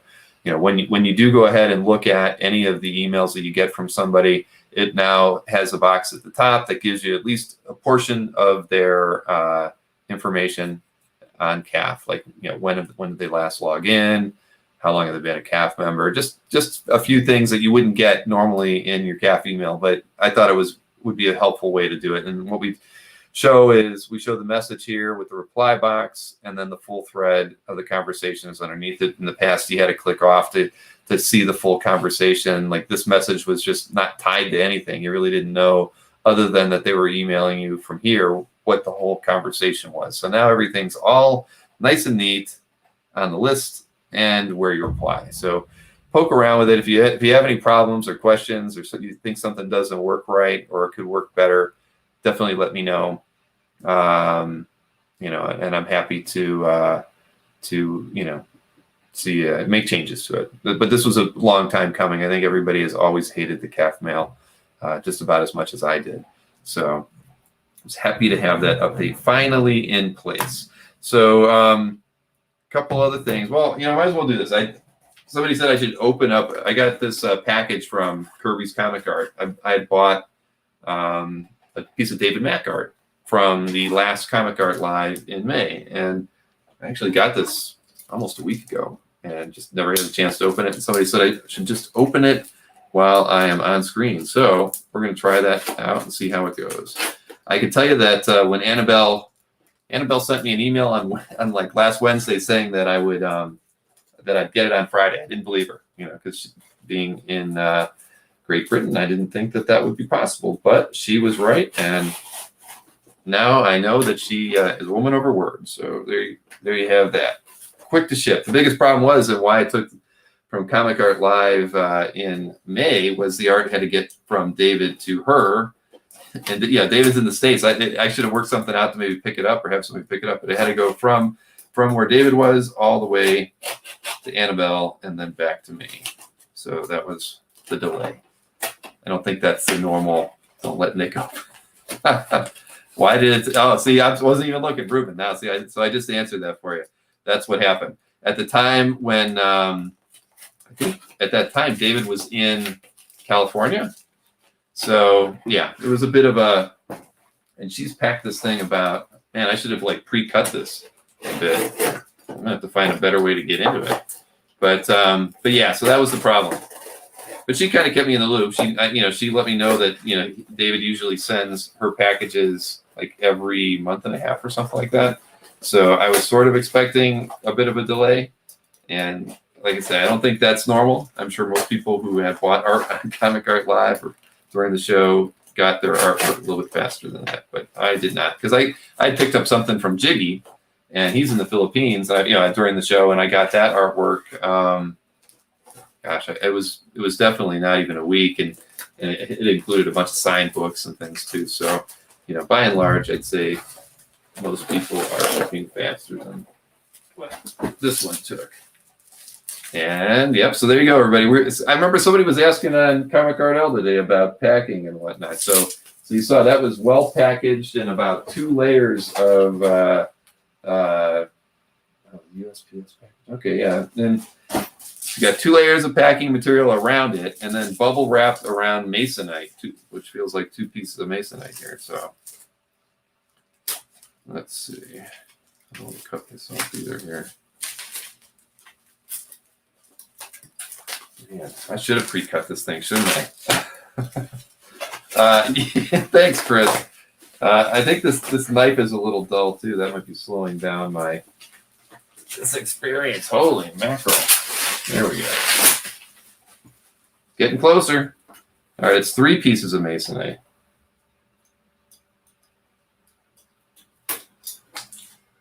Oh, very nice. Okay.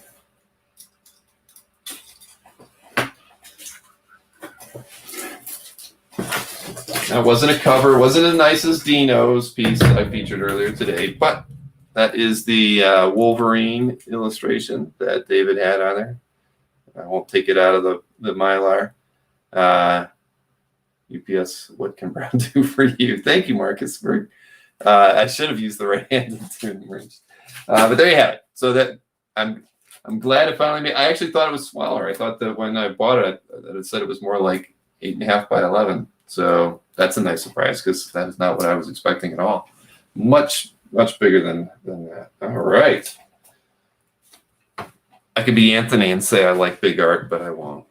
Yes, thank you. Nice Wolverine. And it was. Yes, I think you had a typo there in that one, Nick, but it is beautiful.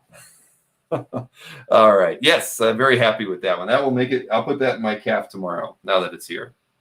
But yeah, I could have sworn it said it was 8.5 by 11. I mean, that's at least it's bigger than 11 by 17, so probably 12 by 18. Very nice. But I actually got to do the interview with David during the show, and I bought it while we were in the chat, so it's fun. I always try to pick up something from one of the rep artists at the show each Comic Art Live. I usually buy 1 or 2 pieces, and always it's been a rep piece so far. Sorry, collectors selling art, but I like to support the reps that are willing to take the time to kind of sell some art during the show. Soon to get a cover from Kabuki. Oh, that would be great, Tim. Yeah, I get it. Yep. All right, so there I got my Kirby unpacking out of the way. Now, I did want to go over. I was actually going to do a bit of a recap on these auctions that are coming up, but I think I'm going to wait till next week. I've got plenty of time, but there's plenty of standout pieces in the signature auction from Heritage, and there are a ton of amazing lots in the Comic Link auction. And I can tell you that, and I haven't broached this with any of the collectors on the Sunday chat, because I know they've been talking about doing their own little.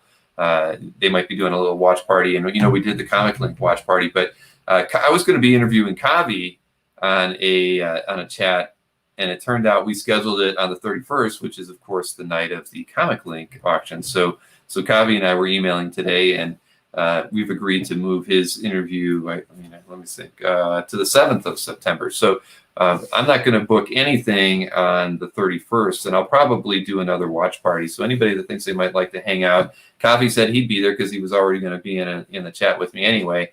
So on the 31st, if anybody else wants to watch that, I would assume that one's going to be pretty hot and heavy, and I don't think that anybody who's seriously bidding that evening would want to be hanging out talking about the lots after they close. But if anybody that might want to join in, please let me know. Shoot me an email, and Bill at comicartfans.com, and I would be very, very happy to have at least 5 people join me.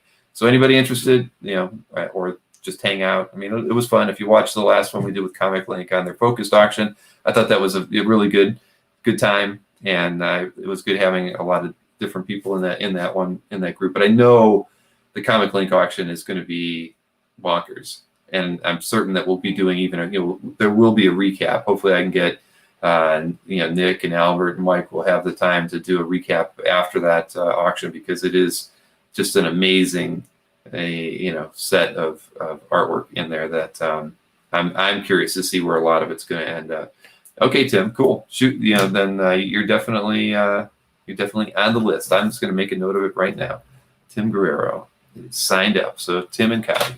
All right. Yeah, I know there's I think there's going to be a lot of people sweating it out that night. So yeah, Jordan, we'll probably talk more about that next week too. I've got to get back to Dan Poddick and Dino about some stuff related to just predicting auctions and things. But so at any rate, I actually had these windows up to show some stuff, but I'm going to wait till next week. We still have time to talk about those lots. But yeah, very impressive stuff on all. The signature auction from Heritage and the Comic Link auction are going to be pretty crazy.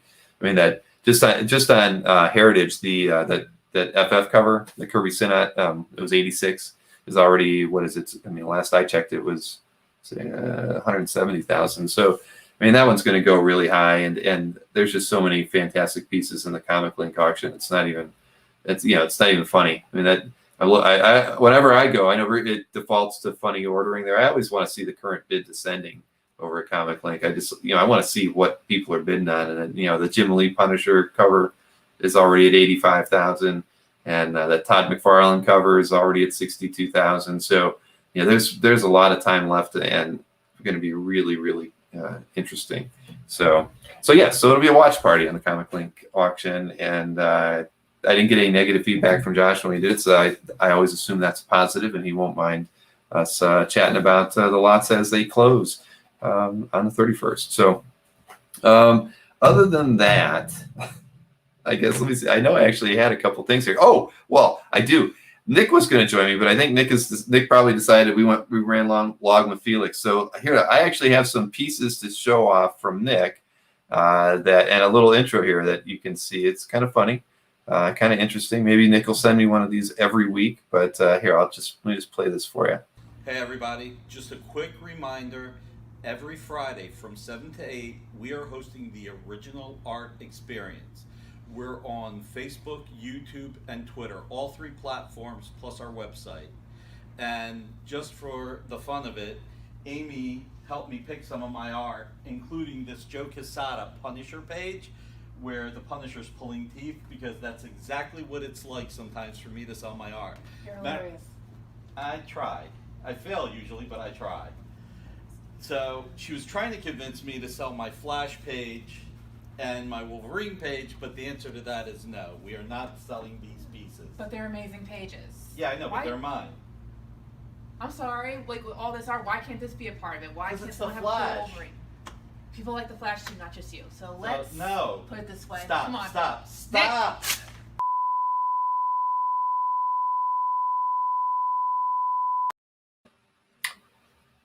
We all hate when that happens, don't we? Oh, Nick, a little bit of tape. Maybe there's a restorer out there somewhere for you. So let's see. He did send me a couple scans that I can show you as well. I don't have prices, so I can't help you there. But let's see. Yeah, we got a few of this, and these are going to be available tomorrow. And then let's see. I know there was a Wagner piece, right, as well.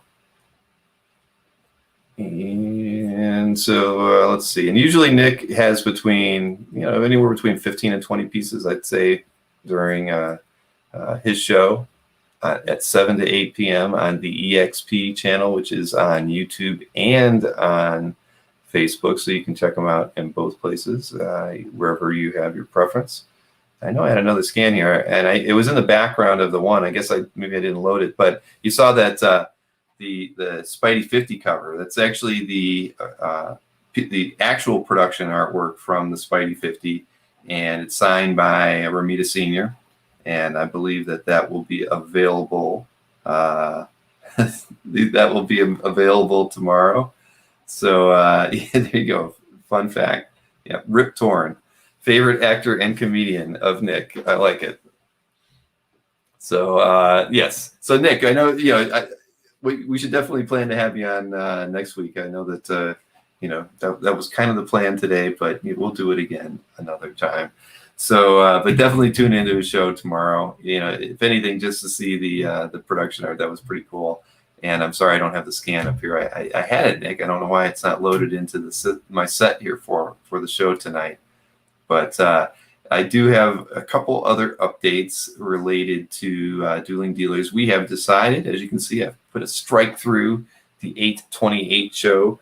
The trip that Mike and I were planning to New York to go to the Society of Illustrators has been canceled. So that means we won't be going over to Anthony's place to do a live show on 8/28.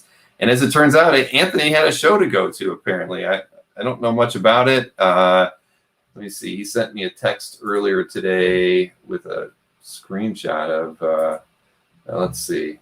Somebody, you guys might know about it. There's something called the Legendary Art Show that is going to be at the Courtyard by Marriott, Long Island, at 5000 Express Drive. And gosh, I'm not even going to try to pronounce it. Ronkonkoma? I don't even know it. New York. at any rate, it's being put on by Scott Hanna and Pam Patak. And they're going to be doing, they're going to have several artists will be there. Scott Hanna, Keith Williams, Sean Chen, Larry Stroman, and I believe Anthony is setting up for that as well. So there will be no Dueling Dealers special episode on 8/28, but Anthony will be doing that, a particular show. And I think, Mike and I talked about maybe doing another one of our Saturday afternoon shows. So we'll see. Maybe I'll be doing something live with Anthony while he's at this art show, and then switch over to doing an art sale with Mike. I don't know, but we'll figure it out. And then, as you can see, we've got the 2 regular shows after that. September 13th is the Jordan versus Mike 500 max price Pro-Am show, which is going to be a lot of fun. And as I was mentioning earlier, Mike and Albert definitely will be going at it. But I think it's going to happen probably in late October or early November. And Mike and Dino probably. Remember, Dino had said that he would like to, challenge Mike or Albert, maybe the winner or whatnot. So we'll definitely work something out, whether it is Albert or Dino. I just have a feeling that, or Albert or Mike. I think Mike's probably better because Albert's got a super jacked schedule for the next 6 or 8 weeks. And I was informed that by Jason that he wants to go up against Anthony in a Pro-Am event. And we have not worked out the night that will happen, but I floated a couple days their way about an hour before the show today. So hopefully we'll have a date lined up for a Anthony versus Jason D'Ambrosia show. So yes, that would be wait, what, Nick? But I'm not sure what I'm going to say. Yes, yes, Civil War. Yeah, it'll be fun to see those guys go at it.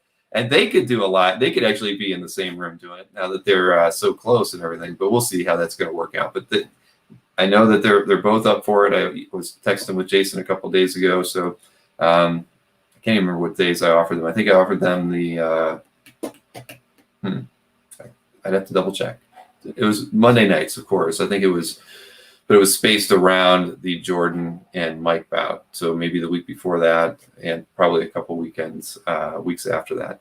Anthony has not lost in the limited price shows. I mean, I think there's something up with that. I agree, Marcus. Anthony he's got. It's funny, whenever he sends me this list of art for the low end shows, every time I look at it, I think, wow, he should almost sell out, because he really, his lower end stuff is decent and well priced, and so.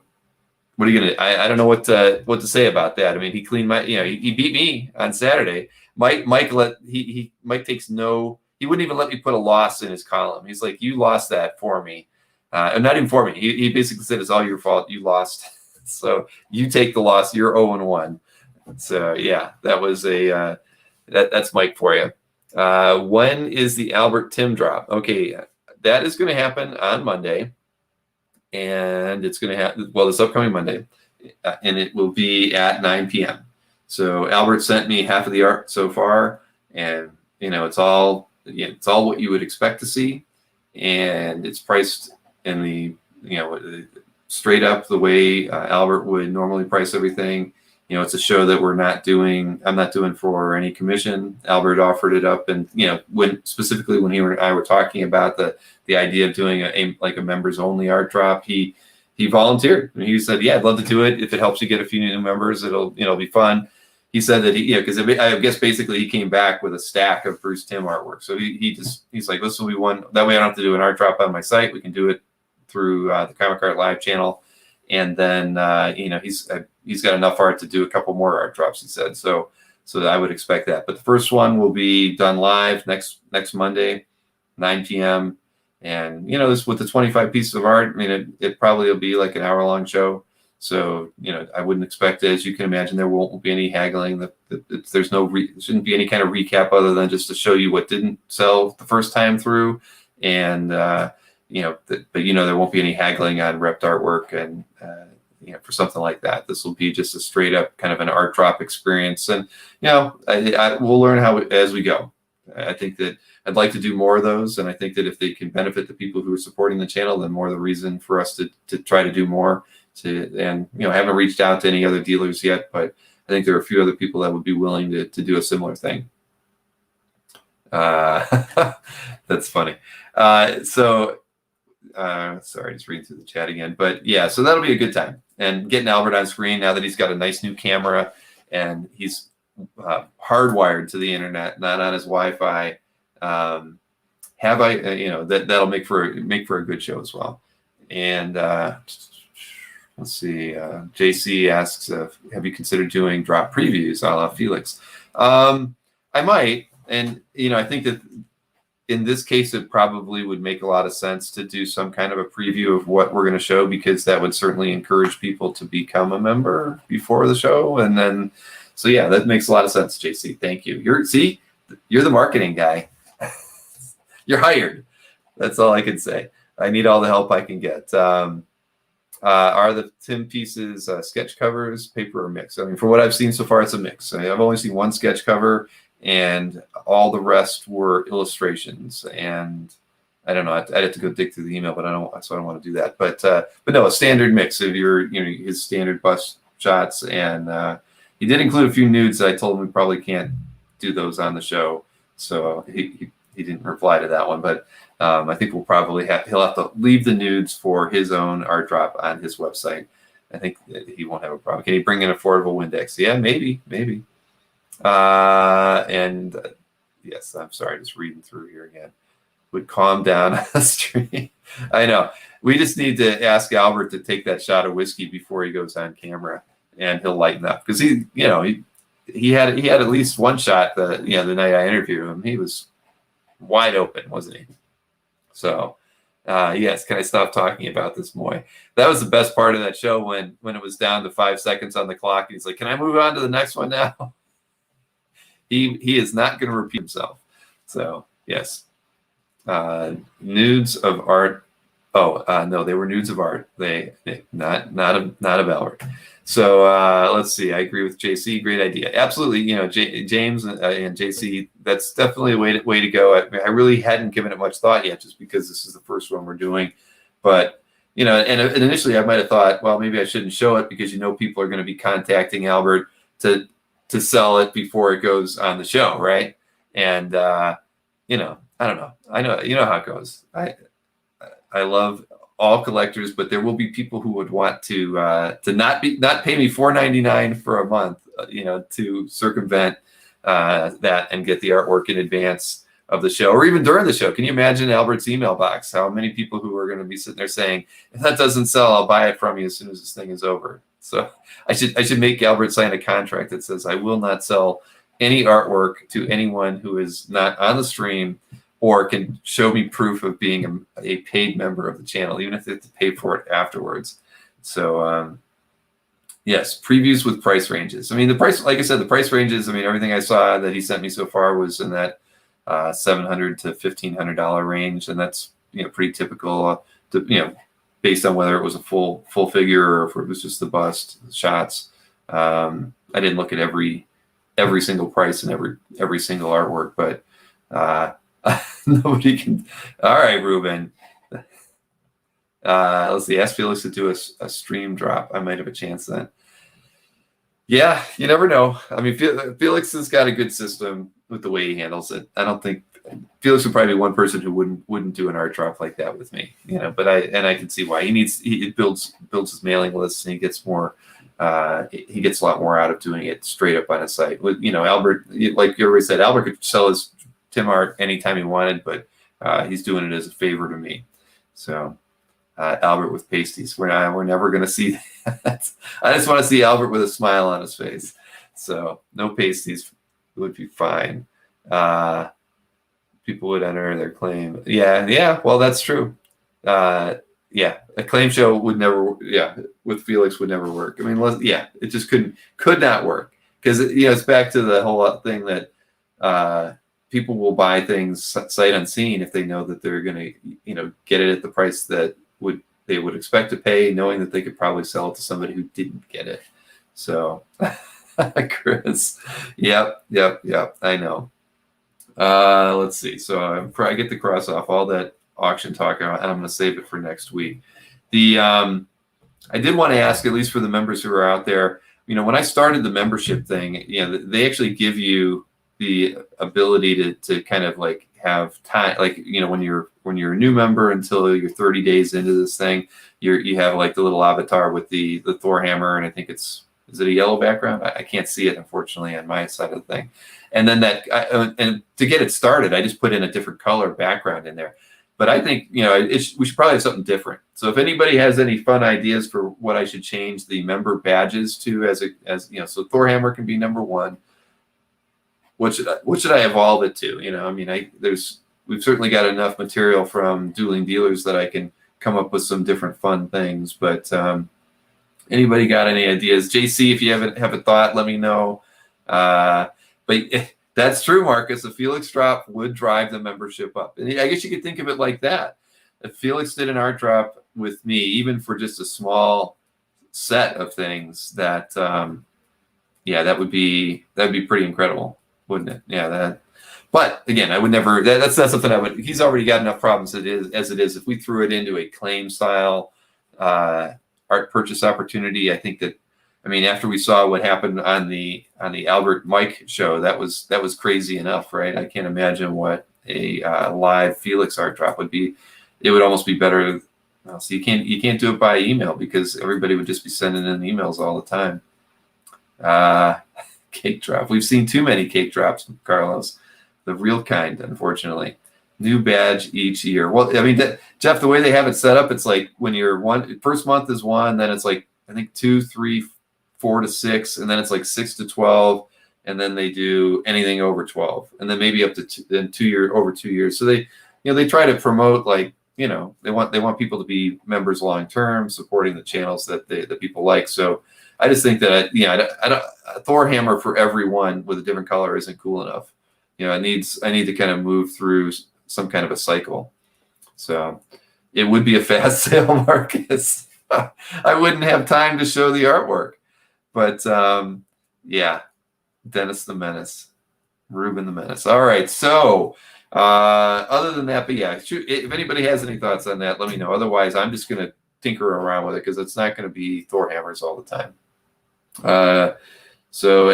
Nick, definitely let's plan on having you on the show next week. And if you make any more of those little videos, please send them along. I'm happy to play them.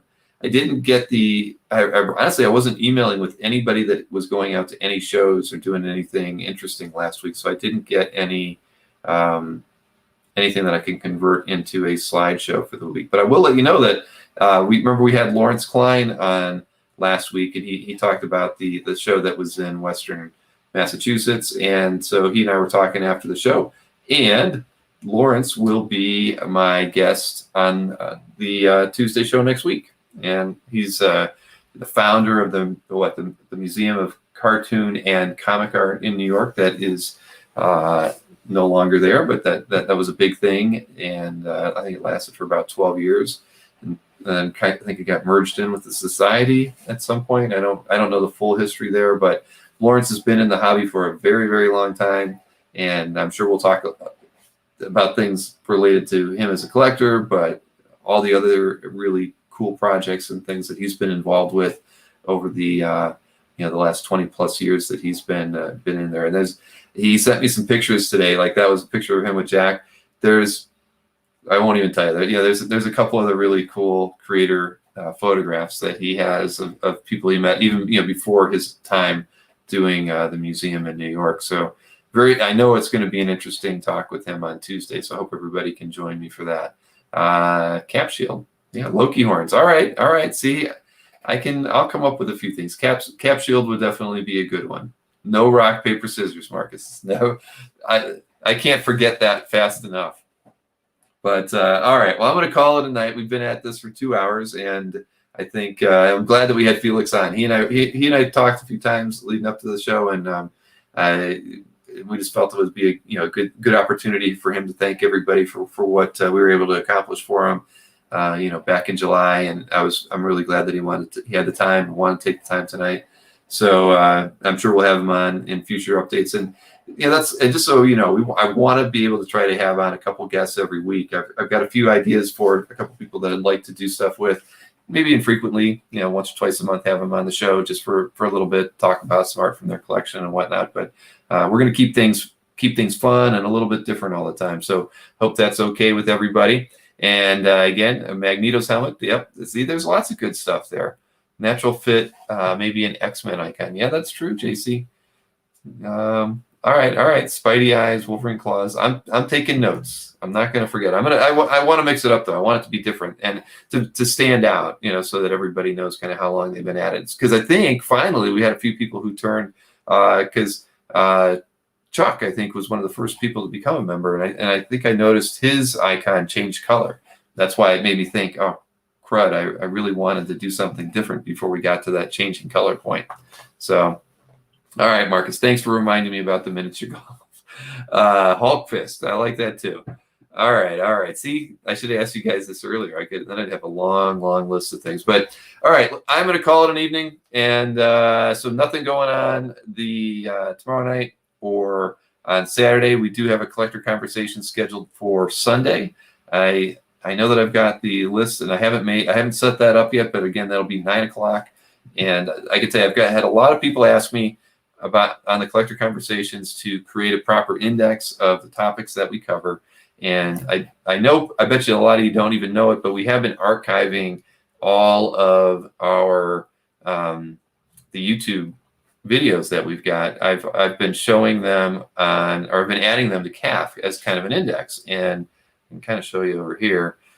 These are actually underneath the Zion link, and YouTube videos are there. So every time we've had a show of any kind, I've put it into this list. And what I'm going to do, so that it'll make it easier for everybody, is in the drop menu is a list for comic art collector conversations. Now, I only started doing it, and I edited it in here where I listed out what the conversations and the topics were about. I have to clean it up a bit and get it listed out better. But this will be the best place to find the archive of what the topics that we'll have covered. But you can see I haven't updated past the last one. So, it's back to me needing time to go back through and update all these. But because I get asked a lot, hey, I don't want to watch a whole hour and a half of a show and not know what the topics were. So I'm going to go through and get all those updated. And I'm even going to go back into YouTube and update those there.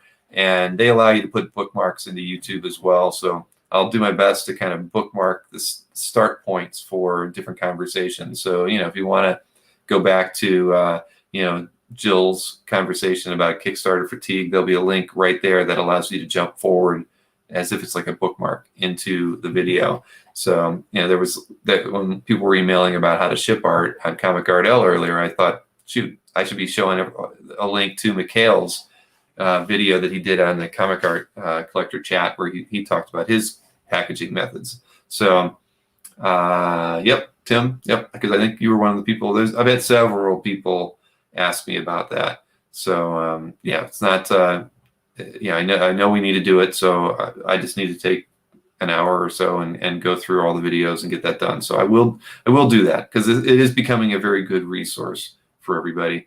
And like Ruben said, see everybody tomorrow at 7 p.m. on the Original Art Experience with Nick Barucci. So don't miss out on that, 7 p.m. tomorrow. And I'll be there just like everybody else. And I'm going to call it a night, and we will talk again like this next Thursday. And again, don't forget, Collector Conversation on Sunday at 9, and then the special art drop, Bruce Timm art drop with Albert Moy next Monday. All right, let me get this thing off of here. And you know what? I'm going to do my outro too. So I will see you again soon. And adios. If I could only click the right button. All right, see ya.